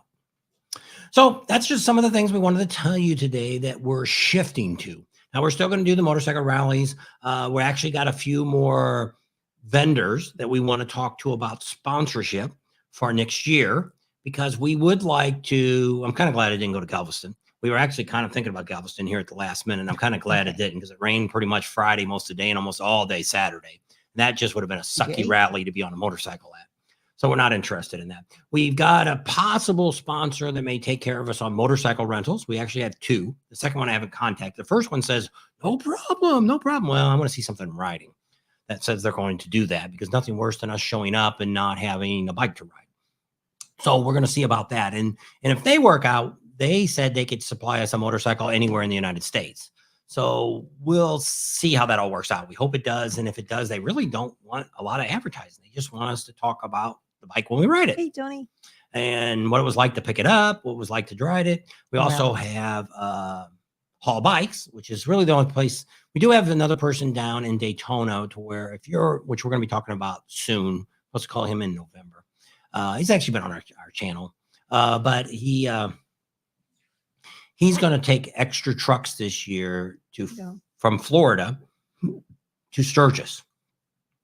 So if you live anywhere near the Orlando area, Daytona area, or anywhere in Florida, I would think. I would, even if I was in southern Georgia or southern Alabama or Mississippi or anywhere in Florida, I would haul my bike or ride my bike to this guy's place because for what he charges is very, very reasonable compared to most places that haul bikes in and out. And so we want to talk to him about maybe doing a pre-rally, bringing an extra truck out earlier. And because we're seeing that more and more now that people are coming to that first week where most of the places like Hall Bikes, they only want to do the week of the rally. That's it. So it really limits you if you want to come in. If you're only coming for 3 days at the beginning of the rally, then it's not that big a deal. But your bike has to be. But Hall Bikes is the only one and this other one that we're going to recommend, which we've talked about them before. They're the only two people we'd ever recommend because the way they handle the bikes. They actually do all the bikes at the Mecum auction. Go back and watch the video. That's how we met them and talked to them. It was like, wow, I can't believe how much care you take. Well, the only exception to the rule, because I was thinking about having my bike hauled down to Florida by them, is they're not responsible for the alarm system. So you have to disconnect the battery before you drop it off to them or when you drop it off. So if you take it if they're coming to your house, you're going to have to push it out to the street. Then they'll push it onto the trailer, raise it up, and put it inside. And which I don't know if the other guy will do he's got mechanics, so he probably would disconnect your battery for you. But I don't know. We haven't sat down and talked to him yet. He's also somebody that if you're interested, I think he'll build you a custom bike if you want anything and anything you want. Well, the one I want to talk to him about is, let's say, like me, I want my bike, my CVO, I want it tricked out. And I want a different motor in it. I want all this stuff. I want a fat tire. I want all this stuff done. Can you do that? Because that's what he does now. You tell him what you want, and he'll have it built for about half of what anybody else would build and guarantee it. And I was like, wow, I didn't know you did that. And so it's actually Heavy Ed down in Daytona that has Midwest motorcycles down there on Beach Street. That's who it's going to be. And we've dealt with him for ever since we've been doing this. He's the longest person that's been renting motorcycles in the city of Sturgis. 28 or 29 years now he's been doing it. And he did it before Harley Davidson rented bikes, which was very interesting. So those are a couple other people that is it searching? We're working. What's searching? It says, why can't you put the FOM in the, and I'm assuming she means like a cup holder. Yeah, she said topic. So I don't know what that part means. But so now what I do is I take my key and I put it in my toolbox and I shut the door. That's pretty much where I've got all the other keys. Like I got the little ATVs I haven't had time to work on. This last week we've been just kind of messing around. I've been trying to upload a lot of my hard drives that I've been carrying around with. We're trying to put them on permanent ones because I lost a lot of my footage from Sturgis during the rally. I've lost all that. It's gone. So we're changing things around with that. And then we wanted to build all this. So I kind of messed with this the last week or so. We've been messing with all this stuff, trying to get this all set up and getting this shop yesterday I went there for 3 or 4 hours and kind of rearranged some stuff, fixed my toolbox up, put some stuff in it. I bought some holders for my sockets to get them out of the plastic boxes that they came in, just to get it easier. We got some new cabinets coming. They just had a big sale on at Sam's. Some 12-foot cabinets with a toolbox in the center. That's going to be where my toolbox now is. I don't like to have stuff out. I wanted to put, like she wants to bring motorcycle helmets down there. I said, when I get the cabinet, you can put the motorcycle helmets in the cabinet. I have no place to hang stuff on the wall. We got all those banners and stuff like that hung up. So put stuff in there, canned goods, spray cans, all that junk. Refrigerator's broke. We got a different one coming in. We're going to move that around and get that fixed up. What else do we got to order? Something else I got to order. I guess those are the only two things I got: refrigerator and cabinets. So you'll see those two things come in. We'll talk about them. Show you how we're setting that all up because we're having delivered to the house. So they're gonna have to load the toolbox. The roll-around box that comes with it is going to be. I'm gonna have them put it in the back of my truck, one of the trucks. So then we can just back up to the motorcycle lift and roll it off to that and lower it down. The shelving, I think, all comes in boxes anyway. So why don't you just have it delivered to the shop? Because I don't want to sit over there for 8 freaking hours. That's why I don't want to do that. I've done it before when they brought the motorcycle lift. I ended up going over there and meeting them over there for that. But they kind of called us, so I kind of already knew. They called me the night before, and they got there like an hour after. They said they were anytime between 8 and noon, and they got there about 9, I think. They said you can also leave the house without a fob, and said, ask me how I know, because I had to walk 2 miles. Yep, that can happen. I had one where me and Art went down to this club down the street, and it was a garage door opener. I don't know if it was on my seat or what, but it fell down around between the exhaust and the frame, and it melted it. But I was like, how the heck are we going to get back in the garage? Because I didn't have a pad on at that time, and we ended up finding it. It worked once to get me back in. But, I mean, you just don't know. I lost a FOM, which they picked it up. We were down in Huntington Beach, and it fell off my keychain, and I lost my motorcycle key, and they picked it up. But I always constantly check. Just like today, when I got out of the truck, I went for my wallet, and I'm like, I don't. And I usually panic, and I thought, nope, it's at home in my pants. I had long pants on yesterday. I got shorts back on again, and so you were all talking about Halloween. We actually did the Halloween. It wasn't Halloween. It was a harvest festival at our church. So we didn't have any trick or treaters here per se. We had them all out there at the church, and then we checked everybody in and gave them their little bands and told them what they had to do. So that was our Halloween. What's the code for?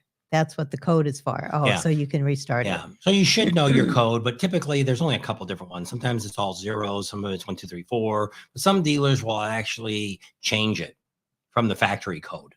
And so if you bought a brand new bike, you're pretty set. If you bought a used bike, you're kind of screwed if you don't know what that code is. What's a Faraday cage? Neil said he put in a Faraday cage and it won't run the battery down. I don't know what that is. Fairday cage. Don't know. I don't know either. Never heard of it. So that I couldn't tell you. I have a key for the code, but I don't know how the key would help me without a new fob. It was a trip. Yeah. Well, it's so much for each for each turn signal. I don't remember how it all works. If you can look in your owner's manual, it tells you. Because I did have to do it once. One of the bikes didn't want to work right, and I called the dealership, and it's one we bought a new bike from, and they said, "Well, just do the code. It's 1, 2, 3, 4." So I went in there and I'm like, I looked at the book and I'm like, oh, okay. Well, it really wasn't that hard. Once you figured it out, that's why they always tell you should change that code. You can actually go in, and if you know the original code, you can change it to whatever code you want. And that way, because people can come around, that's why I always tell everybody, which we see this at rallies all the time, people do not lock their columns. And, and the same thing, which down in Myrtle Beach a couple years ago, there was a whole bunch of bikes stolen. One guy parked his bike at the Chinese place right there down from Barefoot Landing, wasn't in there 5 minutes and his bike was gone. And what they did is they went around all the bikes and turned the ignition on. If the light came on, they jumped on and took off, because so many people leave their FOM in the side bags, and a backup one, and the side bags are in the tour pack. So if you don't lock it, they just have to see if it's on. Your FOM in the back's already picking up. So they take off with your bike. I always lock my bike. I always lock the fork no matter where we went.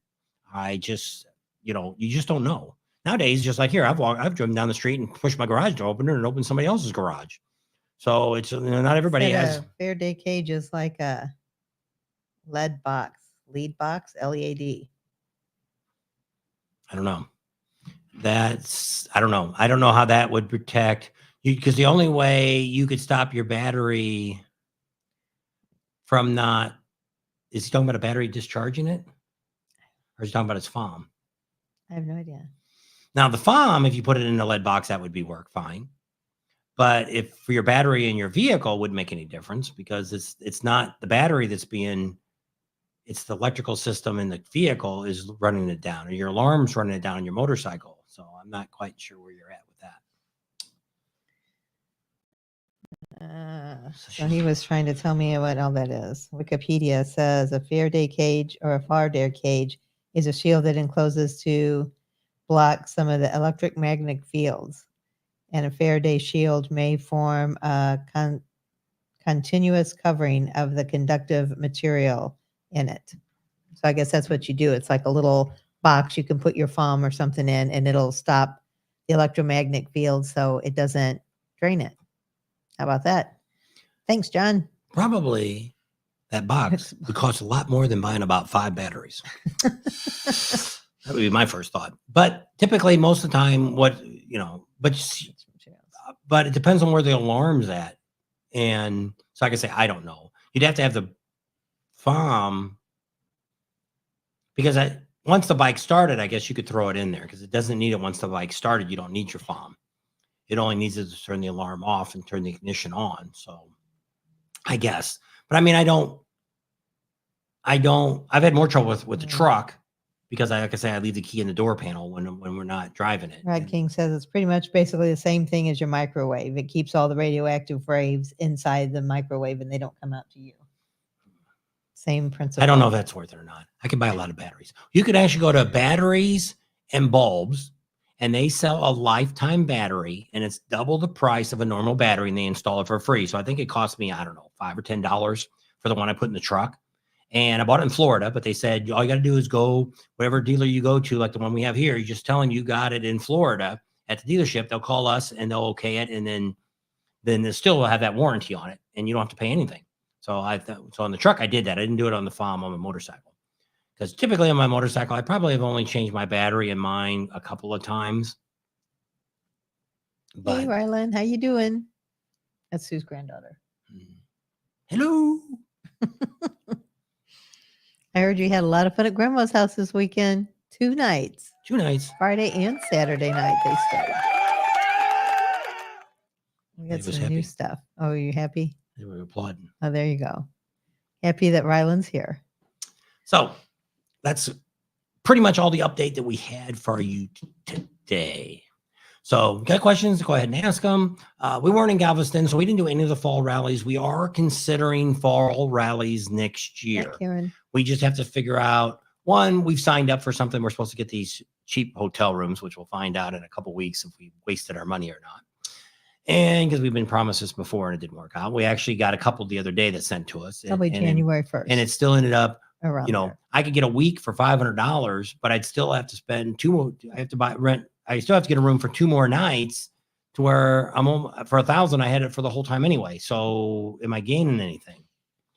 So I don't know. So we're still looking at that, but we're hoping that maybe we can get, like we talked to, I don't know if you guys know Eli from where he is Bandanas. Yes. We were just on his channel this afternoon he was on a live showing, I was on there a couple times this weekend. And that's what he said. He said, a lot of times you can get an Airbnb down there for the whole week for like $395. And I'm like, well, that's not bad. Even if we just came down and you only used it for 4 days and you paid for the whole week, it's still $395 is not bad.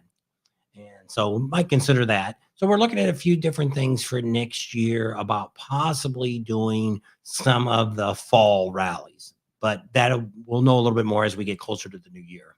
When you replace your battery in your phone, you don't have to reset it, do you? No. It's just like replacing the battery in your watch. Well, but I mean, sometimes like if you just put a new battery in your watch, you have to set the new time. You might think that, but typically no. The FOM, you can actually, the dealer, I don't buy batteries from the dealership no more because I've bought a couple of batteries, even from the Ford dealership, and the stupid batteries last a couple months. Who knows how long that damn thing's been laying on the shelf? So either if my Ford, it's a little harder to get that one opened up, and the guy showed me how to do it. I could end up doing it now, but I bought the lifetime warranty one, so I'm not that concerned with mine. Hers hasn't been changed, but the FOM on the motorcycle is pretty easy to just open it up. You look at the battery, it's got a number on it. You just get the exact same number. You put it back in the same way and you snap it back down. It's really easy to do. It's not that. Always call heads. It's not that hard to change. If you can change a battery in a flashlight, you could probably change the batteries in your FOM on your motorcycle. Not that, don't beat on that. You can hear that in the microphone. Well. So that's some of the exciting things going on. What time is it? He's going to go to bed. Ryland's going to bed. Good night, sweetie, and have fun at school tomorrow. You got school tomorrow? You've been on an hour and a half. There you go. Not too bad. And you got 39 people on. Not very many. Football came back on, so everyone must be interested in that football game that's on tonight. I thought more people, I don't know, it's like Minnesota or something that's on. It's like, who the hell's watching that game? The Green Bay Packers. They said you watch that. I knew the Dallas was on, I think. They said we watch Dallas. They all want to watch that. And so, like I say, I don't know. So you probably should have closed the door. Probably might hear that in here. How am I going to do that? And I'll put that under the door. Using the bathroom over here. So pretty exciting. I can't see what's being everybody's writing on there. She'll look at that when she gets back. So I'm leaning over all the time. I should probably pull my chair up and I wouldn't have to be leaning over the whole time. Like our new little chairs, we were cheap and we bought them from Timo. Take advantage of that Chinese stuff just in case we get tariffs coming in soon. And we already talked about that in another video. And we'll talk about it in this one here. We're okay with that. And but yeah, somebody asked that the last week, and we'll talk about that. People always want to know about Harley-Davidson shipping those 3 bikes over to Taiwan. And the reason they're doing that is because those 3 bikes right now, actually the Pan American, they sell more Pan Americans in England than anywhere else in the world. It's just Europe. Well, maybe she thinks it's just Europe, all of Europe, that they sell more bikes in Europe than they do in the rest of the United States, the Pan American. So by Harley-Davidson sending the bikes over to Europe, we have to pay tariffs on those bikes, a pretty good chunk. So it makes it more expensive. So, but if they build them in Taiwan, there is no tariffs sending them over to Europe. So that's why they're doing it. So once again, I looked it up. Google that.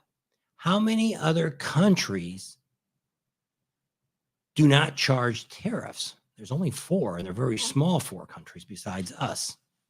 So it's very interesting. And of course, things cost more money, but maybe some of this junk you don't need to buy, Well, what you need to do is you need to go over to Europe. If you want a Pan America, buy it over there and have it shipped back over then here. you'd have to pay cheaper. You probably have to pay tariffs bringing it back in the United States. Even if you bought it over there?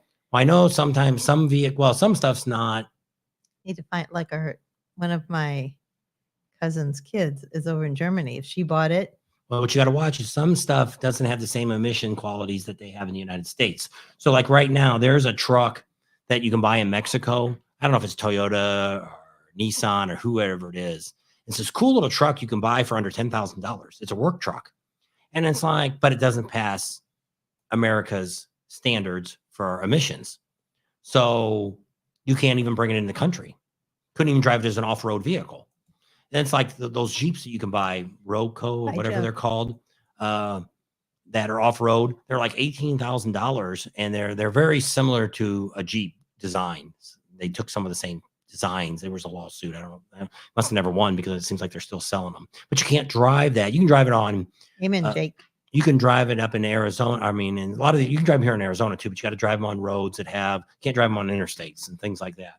And so, because they have more like an off-road type license plate on it, but you can still drive it on road because but it doesn't have the emission test, so you can't drive it on the highways and stuff.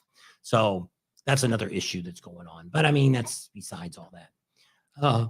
So I don't know, but I'd say I wish we would have put tariffs on stuff 20, 30 years ago, because we wouldn't have lost all the business we have, because that's what they said. Why not send it to Mexico? They can pay a quarter of what they're paying Americans to build it. And then there's no, we don't have to charge anything. They're not paying any tariffs to bring it into America. So why not have why not every business move to another foreign country and do business with America, because you make more money. In turn, we don't have, which it's been this way for a long time in America. We aren't an industry company anymore. We are a service company. We are a service country where we're here to service stuff. It's like I worked for the gas company. I service people's appliances. I service their gas needs. The guy down the street's working on your car, the guy that's working on putting your sewer in and stuff like that. It's just like this fast train they're making out here in California. Every piece of metal is coming from China. And that's why. If we had all the tariffs, they'd have to be buying the American steel. And it's a better steel to start with, because I found that out. I used to bend mufflers, exhaust pipes. So was there a NASCAR race today too? Yep. They when you used to bend exhaust, you had to get a pipe that was bendable. And but we started buying pipe from Canada because it was cheaper than the American one. But it didn't bend as good. If you had too tight of a bend, it would split the pipe. Where the American one wouldn't split. It would hold up. And that's because the quality of steel, there's other alloys that when other countries have it, they can put in that it's not acceptable when it's made in America, which doesn't make any sense, but that's the way it is. So Salty Badger says they don't have to pay tariff if they ship it back to here for sale by us company. It's a loophole. I don't know. I just know people that have had foreign cars and stuff that have brought them back, that they've stayed in customs for a long time. It took a lot of red tape to get them back in here.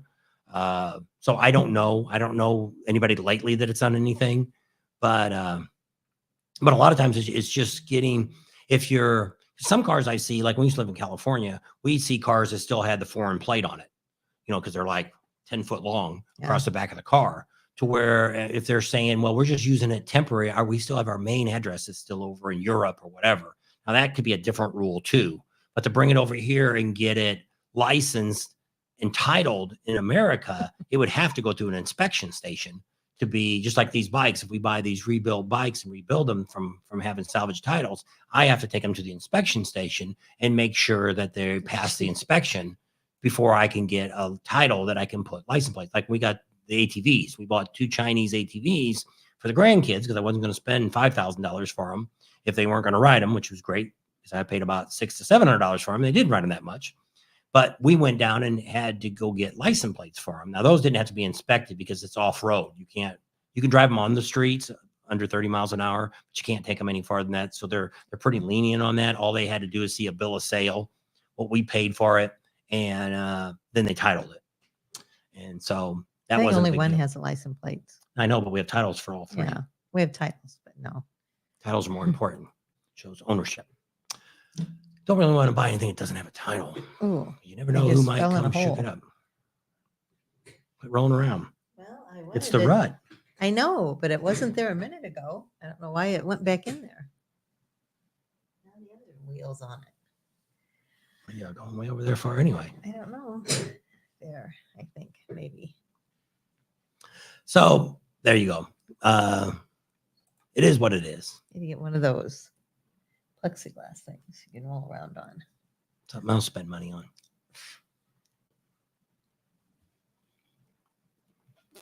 Something I want. It's way too much money to spend, but he buys everything under the sun. What did you just buy the other day for $160? Just bought something. No idea. I know some more crap came in the mail. I don't know. She don't even know what the hell she's ordering. At least I can tell you what I bought.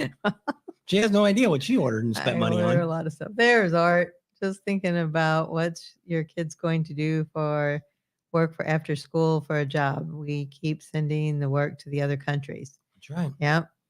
Well, it's getting to be the same thing like Art.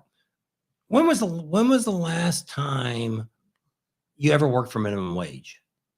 I was 16 years old. By the time I hit 17, I already went to the dealership. Even though I was still in high school, I got union wages. So it was like from that point on, I have never, ever in my life ever dreamed of working for minimum wage. And now people think that they can survive on minimum wage, that I can get married, I can have a family, and I can live on minimum wage. Even if you're making $20 an hour, that's tough to live on minimum wage at $20 an hour. But the bad thing about minimum wage being so high, they keep jacking it up. Here's the poor guy down the street that works at the body shop, has got a trade making $28 an hour. So is the person at McDonald's making 20? Are they more qualified? Are they Yes. is the guy at the body shop only worth $8 more?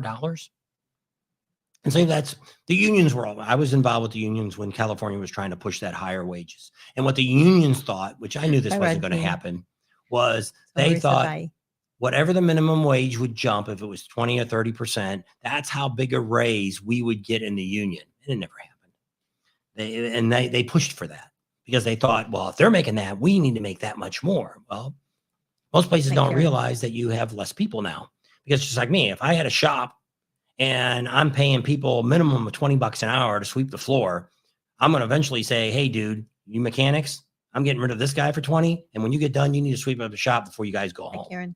That's the way life is. And so in turn, you're getting more work and not making any more money. And that's going to happen. And most places that did do that. We went to a restaurant tonight and they probably wasn't 3 people waiting on the whole restaurant. We had to wait probably a good 20 minutes to even get waited on. And about 5 or 10 minutes to get seated, and there was nobody else there, and there was empty seats, but there was dirty tables.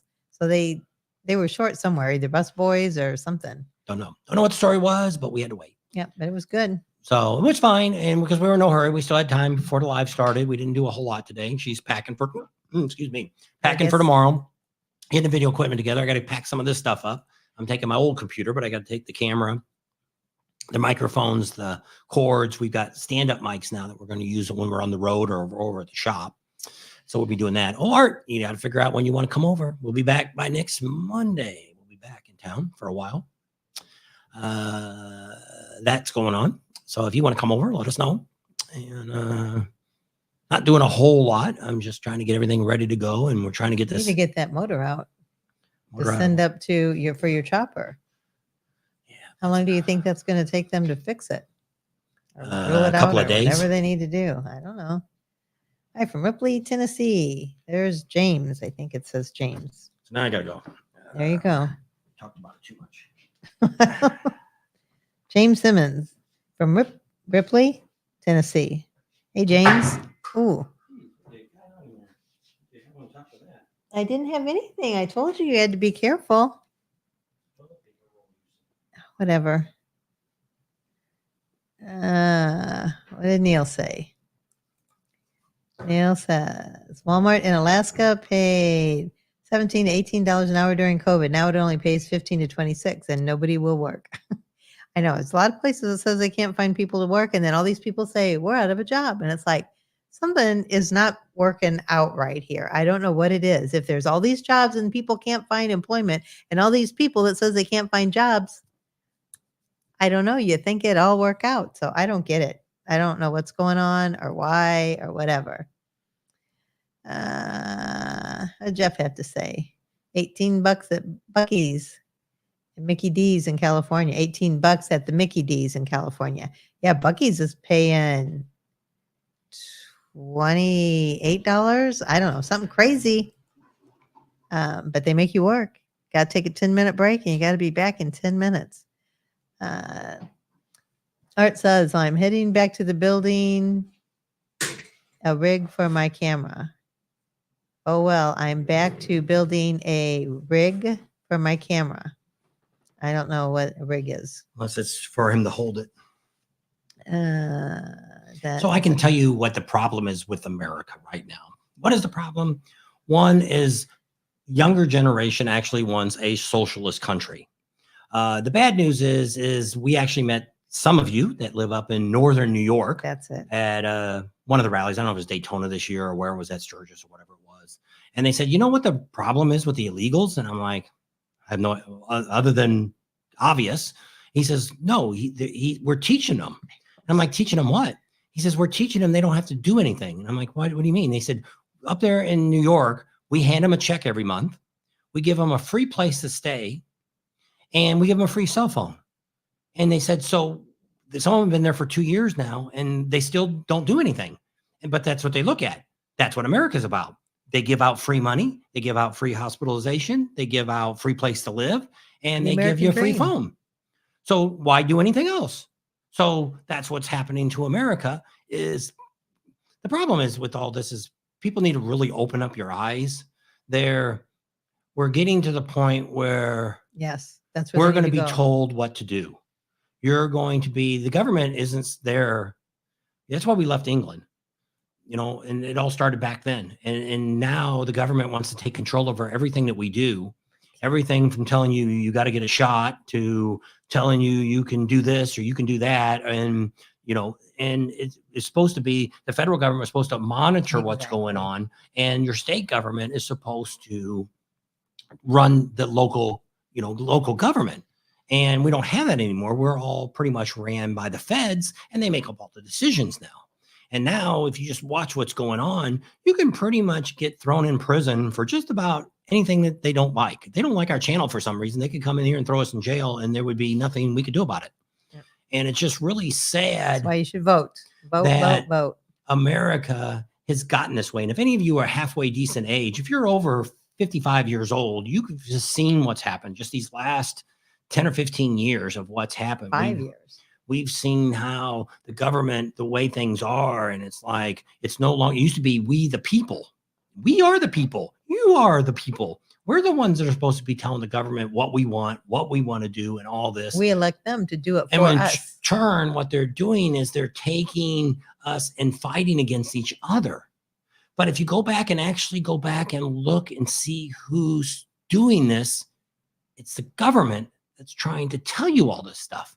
It's just like Obama the other day trying to tell black people that they were racist if they didn't vote for a black person. And it's like, what are you talking about?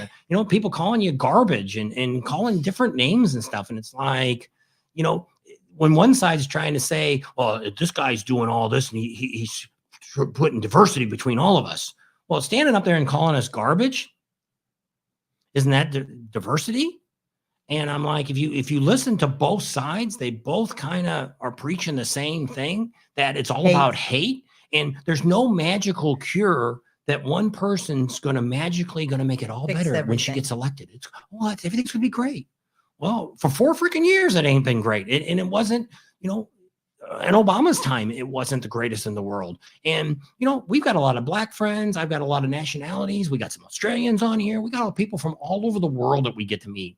And I was talking to somebody the other day, I guess it was in Vegas. I said, what's really done for me, this channel, is I've met people from all over the United States. So when people try to say, well, you don't know, because you haven't talked to people from all over. We pretty much at least talked to at least one, if not 100 people from every state in the United States. We've talked to people from every country around. There's not very many countries I haven't seen and talked to. And so it's really neat to be able to do that, to be able to hear what they see from their side. And there's so much crap that's being put on our networks that they're lying to us so bad. And people are like, well, somebody sent me a thing today, and I already looked at it. It was a thing that shows why the Democrats are so bad. And one of them was the one I used to say all the same thing too, about Pelosi and Newsom were relatives. Well, they're not really relatives. They were never blood relatives. It was one uncle Me too. was married for a short time, and Gavin Newsom was only 7 or 8 years old when that person got divorced or they died or whatever, and they married somebody else. So they're not, that person was only related through a marriage. So that, not the person that died was actually Newsom's blood, but that person's gone, been gone since he was like 7 or 10 years old. And the other guy is just totally gone because he married somebody else from a different family. So he's not even in the picture anymore. But they said, well, that's the Newsom. Well, then they said the same thing about somebody's daughter is George Soros married to them. Son-in-law. And I looked at that and it wasn't. But what happened was somewhere along the line, George Soros' daughter married somebody with the same last name. So everybody thought, okay, that's it. They got to be relatives. Well, no, our last name's Hoffman. You know how many Hoffmans are in the world? A lot. And probably not even 1/4% are we even related to. Probably less than that.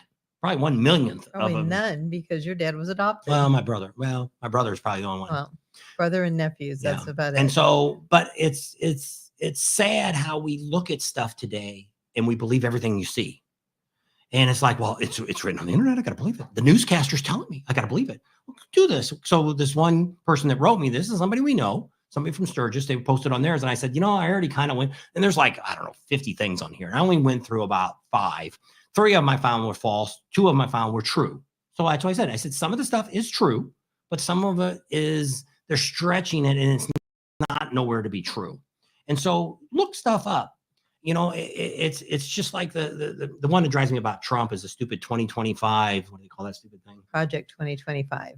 No politician has ever took that book and used everything that's in it. Yes, it's conservative ideas, but it's not something that they live by. Yes. So, but just because somebody looked at it once, they think, oh, that's the way it's got to be. It's got to be. So they talk about it. And it's just like, there's so much stuff out there that somebody believes every word, no matter what they say. And it's just like, which I do. We listen to her. I'm ready for Wednesday too. At least all the campaign ads will be over and done with. Well, they got to quit allow people lie, to where you lie and it gets to be where on her side, she's trying to say, well, he's all for the millionaires. She's had millions and millions and millions more dollars given to her in the Democratic Party than what the Republicans have been able to raise. Probably double, if not 4 times as high. Where do you think that money's coming from? It's not coming from you and me. We ain't got millions of dollars to send them. So when you look at this, this guy I talked in Vegas the other day, he said, Bill Gates. Well, Jeff should know her because he's from that area. Sent in $50 million to her campaign. And so I said something to this guy and he says, well, you know what that money's for, right? And I'm like, what? That gets Bill Gates an appointment to sit down with Harris. And what? Just an appointment. I said, you're nuts. Anytime they give money, they expect a favor in return. So if he's given 50 million, he's going to want about 150 to 200 million dollars in return for get things approved, get things looked, maybe something that's not legal, get it overlooked or whatever it is. Nobody gives money to a politician unless you're giving 10 or 15 or $20 to somebody or a couple $100. You're not looking for a favor. But that's what I said. There should be a limit that nobody could give more than $50 to any candidate. Doesn't matter if you're a corporation, if you're an employee, if you're his son, whatever the case may be, that should be the maximum. Because when they have all these stupid ads come out, and it's like we have a guy here in Arizona that what did you end up finding out about that stupid guy? About which one? That one guy in Arizona that he did something. Did he do something to his wife? Oh yeah, I guess his wife that he had originally, she was like 9 months pregnant, and he served her out of the blue, blindsided her with divorce papers, and said, "Here you go." Well, then after she had the baby, I guess, and they were going through the divorce, then he sued her for all the court costs and all the attorney fees. So she had to pay for all that. Then he turns around and he marries an intern from in Washington, D.C. So this is a guy running for Senate here in Arizona, Ruben Gallardo. There you go. And I looked it all up, and it's true. And I don't just go to a conservative website or I don't go to a liberal website. I don't rely on political. I look at a lot of different evidence from different things. If it came from a newspaper, the Phoenix News or whatever it is, and I look at 4 or 5 different sources before I make a judgment call. Political, it drives me crazy because sometimes they'll say, well, we totally disagree with this. So I click on it. And I'm like, okay, why? Because we can't find any evidence that it's true or if it's not true. So it's got to be false. If we So can't prove that it's true, then it's false. And it's like, oh my gosh, then you should say, Yes, we don't lobbyists know if should this go. is true or not. And well, it's the same thing with that. Somebody just said that a while ago about looking Jeez. something up. But Art said he has been sent 3 mail-in ballots. take a picture of all those. We need to send them in. Welcome to California, there, Art. Well, she had a friend in Michigan in 2020. She got 10. Yeah, and there's all different names on All them. different names. She burned them Same all. address. Because when we called her, we found out that there was Republicans. You could send it into this place. They wanted you to turn those all in if you're getting duplicates. And but as I said, it should be that people have to. We had that when we first moved to California. Probably the first election we went down to vote was down the street. It was at a house. So we get up early in the morning before we go to work. I have to be at work by 7. So it's about 6:30. It only takes me 15 minutes to get to work. So I walk up. There's a guy in front of me. And he says whatever his name is. I don't remember what his name was. We're just going to say Joe Smith. He goes, my name's Joe Smith. Well, what's your address? Oh, it's 123. Da, da, da, da, da. And they look on the piece of paper and go, you already voted. And he's like, no, I didn't. I just got here. I just got out of bed 20 minutes ago. Oh, well, go ahead and vote then. She went up and checked his name off on another person. I know it's sad. It shouldn't be. And that's what we always tell everybody. Just vote. We're not telling you who to vote for. We're not saying what to vote for. You just need to vote. Your vote does count. So you need to get out and vote. We have our one daughter votes one way, our other daughter votes the other way. And as long as they vote, that's all I care about. But it's, you should still be able to hold a conversation, even though your views may differ. But it is like this. These people hate that person and these people hate that person. So there's no way they're going to vote for the other person, even though one's right and one's wrong, even though neither one are 100% right. Which is all this has happened. And it's probably more of one party that has brought this hatred out. And it's like, I've always talked this. I don't think I've ever said it on the internet. There isn't any president that I would say is not my president. There's presidents. I don't care for the guy that's in office right now, but he's still president of the United States. Doesn't matter how he got in. He got sworn in and he's the president. He was for the 4 years. I don't know what he's doing now, but he's still there. He's still the president. I have respect for the office of president. I would never say that if Harris gets elected this year, I'm moving. Or if Trump got elected, I'm moving. Well, if that's the way you think, you shouldn't even be in America to start with, because that's what America is all about, is democracy. And it's a republic. I think I'll get that right. It's a republic. Yes. It's not a democracy. A republic is where the people are in charge of the government. A democracy is where the government is in charge of the government. And so that's the problem. And we were built on a republic. Yeah. Not and a it's all, doesn't matter what religion you are either. But the bad thing about if you are a different religion, then don't talk what politics. America was about is America was built on God. That was what the Pilgrims and all them Christian came over Judeo is what they started with. That has always been the main religion, and now they're trying to get rid of that. Wow. They want to get that. They want to take it out of their Pledge of Allegiance. They want to take it out of the Star Spangled Banner. They want to take it out of everything. What? Rowan says if you don't vote in Australia, you get fired. There you go. A lot of things.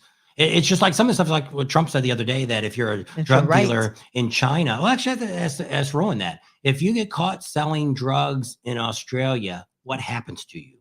So like Trump said that in China, and I Googled that, and I found a bunch of evidence that said that is true. If you sell drugs in China and the government catches you, the police or whatever, you're put to death. So they don't really have a drug problem over there. They just send all the drugs over here. And I'm all for that. I'm actually, I think with the problem with so many people dying in this country from drugs and stuff that's going on, that it should be that if there's been 300,000 people die this year from drug overdoses, from drug dealers, then every one of those should be charged with all those deaths, and they should be put to death too. Get rid of them. And if people knew that, hey, I can't do that. And it's just the problem we have now. And these stores that are getting ransacked and all this stuff. And we see it over here. And in California is just awful about that. These kids are coming in and they're doing all that. Even if they catch the kids, they don't do nothing to them. And it's just crazy. And I said, if I lived up there in Ohio and all that stuff's going on, it wouldn't last very long if I lived there. If it was in my neighborhood, I'm going to find some friends and we're going to take care of what we need to take care of. That'd just be the way it would be. And TCB. And so it's like she's always said, when will America finally say, especially with this virus, when we had all this, and we've talked to we know a CDC inspector, Data collector. and we also just met a CDC doctor. Which we're not going to talk about on here. You would not believe what we know. And if we meet you in person, we're happy to tell you about it, but we're not going to talk about it here because we don't want any of those people to get in trouble or mysteriously disappear in this world. Some of them are subscribers, some of them aren't. But it was very, very interesting, the talk we had with two different people at a two different time. One was right after the virus came out, and the other one was just a couple weeks ago. So it was very, very interesting, the talk we had. And in both cases, we seen IDs, so we knew they were actually legitimate people. Wasn't somebody just give me a lot of crap. I know we'll never know the truth about a lot of stuff, like even with JFK. Yeah. Why? We'll never know which is one of the things I think is really crazy, because when Trump was in office between 2016 and 2020, he unlocked all the evidence, all the records on JFK, but the CIA said no. Why? Because you don't want them to know who did what. It's just like here. It's just like I seen a pulling thing, back the veil. I seen the thing the other day about Trump, where all these Democrats, when he was in office, said he should be shot, he should be this, he should be punched in the face, he should be all this stuff. And why? Who's the hostile people? Party. If you can't see that, some of that stuff I actually put on my own personal Facebook page, which I did lose a guy, and I'm like, you got blinders on? Can you not see what's going on? Art lives in California, so he knows. I'm not preaching so does to him. Jeff. Jeff's and but I mean, Art is actually, his last name is Garcia. So he's actually, his mom was a Mexican. She came from Mexico, and she became a citizen in the United States. And he knows how hard it was, because he was a small boy, that how hard it was for his mom to become a citizen. He can't stand illegals. And he can speak Spanish. He looks like a Mexican. He is a Mexican.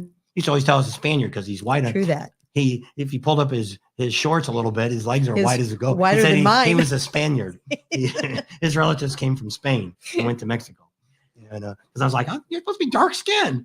Because you always see him with his arm, but then if he took his shirt off, he was like, wow, Art, you're a white guy underneath. I don't know if he's still on or not. He was just saying but something. He's probably laughing.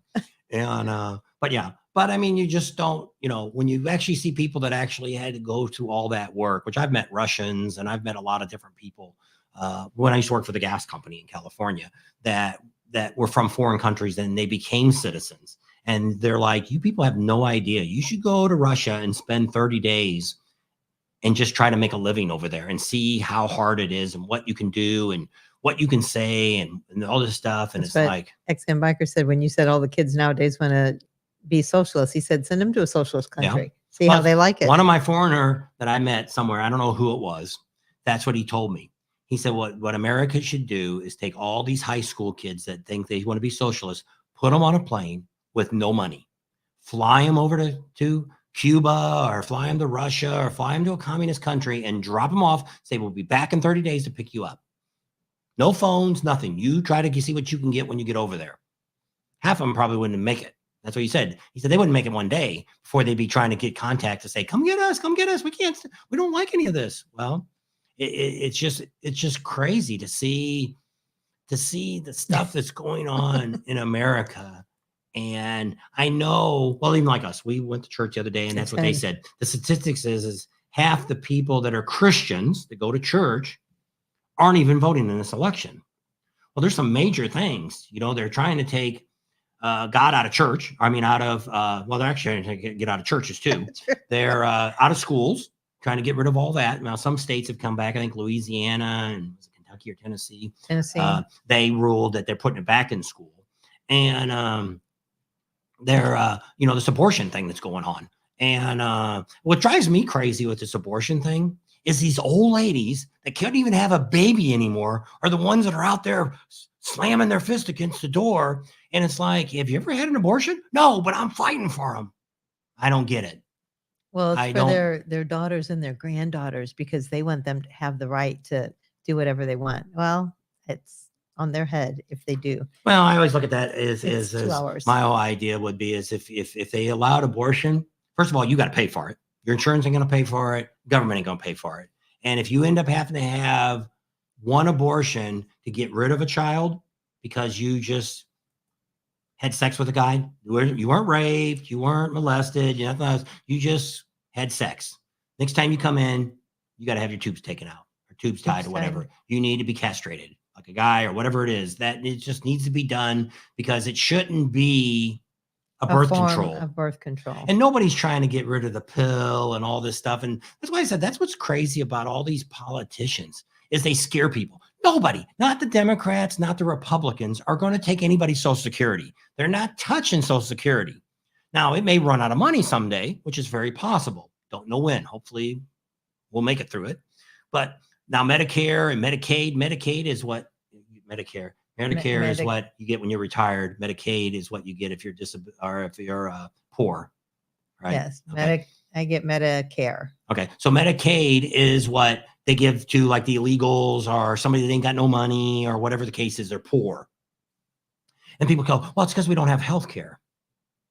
So what happens if somebody came to your hospital, big fancy hospital in California, and they had an appendix erupt and they walked in the front door? How much does it cost them? They got no money. It doesn't cost anything. They'll get sent a bill, but they don't have to pay it. Everything, you can't deny someone medical care. If they come in bleeding or with their appendix ruptured or having a heart Like attack. coming in with a cold, no, they're not going to give you no pills or nothing like that. The flu, they're not going to give you anything for that. They might give you glucose to if you're dehydrated or something like that, but they're not going to. So we've always had that in America to start with. But once we got into Obamacare and all that, especially in California, you couldn't even go to the emergency room, no matter what was wrong with you. Unless you were dying or you're bleeding out, you didn't go to the emergency room because it was a 4 to 5 hour wait because it was just full of people in there with stupid things that they were in line for.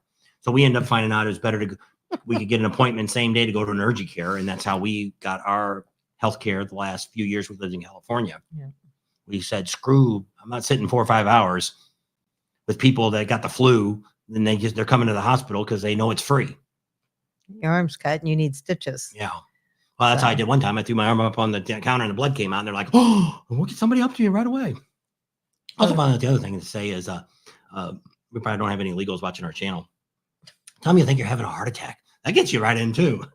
Yeah. But anyway, you've been on over 2 hours. Holy Jennifer Jupiter. So many people we lose talking about politics. You still got 34. Not too bad. Didn't scare too many people off, huh? And so it's almost over. And hopefully it'll go goodness. good. Where's your hopefully rave? Yay, it's almost over. Yeah, we're almost done with the politics.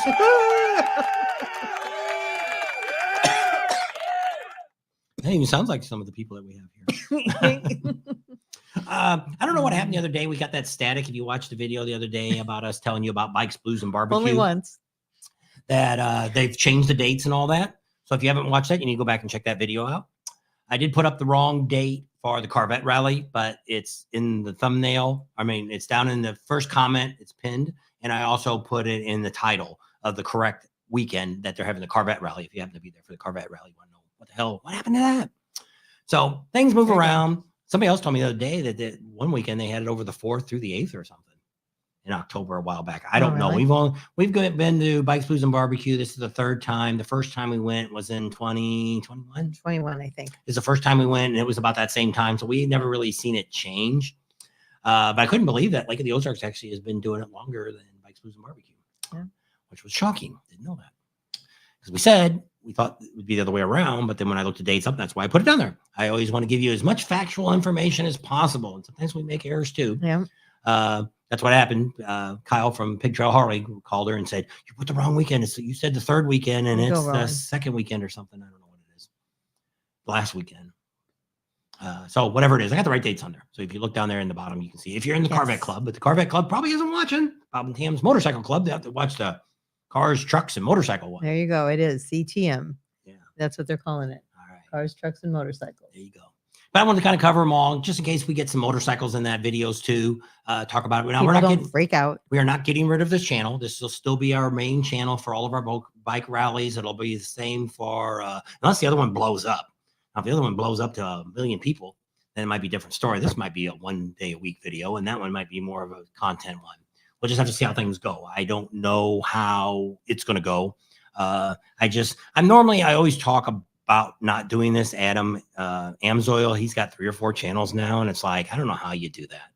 That's just you're. But I just said, if we do this other one video a week, no matter what, if it's something that happened 3 weeks ago, then and you got something for the next 2 weeks, then one sometimes video I don't mind doing a video every day because I get used to doing a video every day. But when we're at home like this, I don't have something to talk about every single day. I'm not just going to get on here and rattle. I don't know. Professional Monkey came on the other day. I don't know what the video was on, but I mean, it was really on nothing. And I'm like, he doesn't put a video out that often. He doesn't do like us. I don't know how many videos he puts out a week.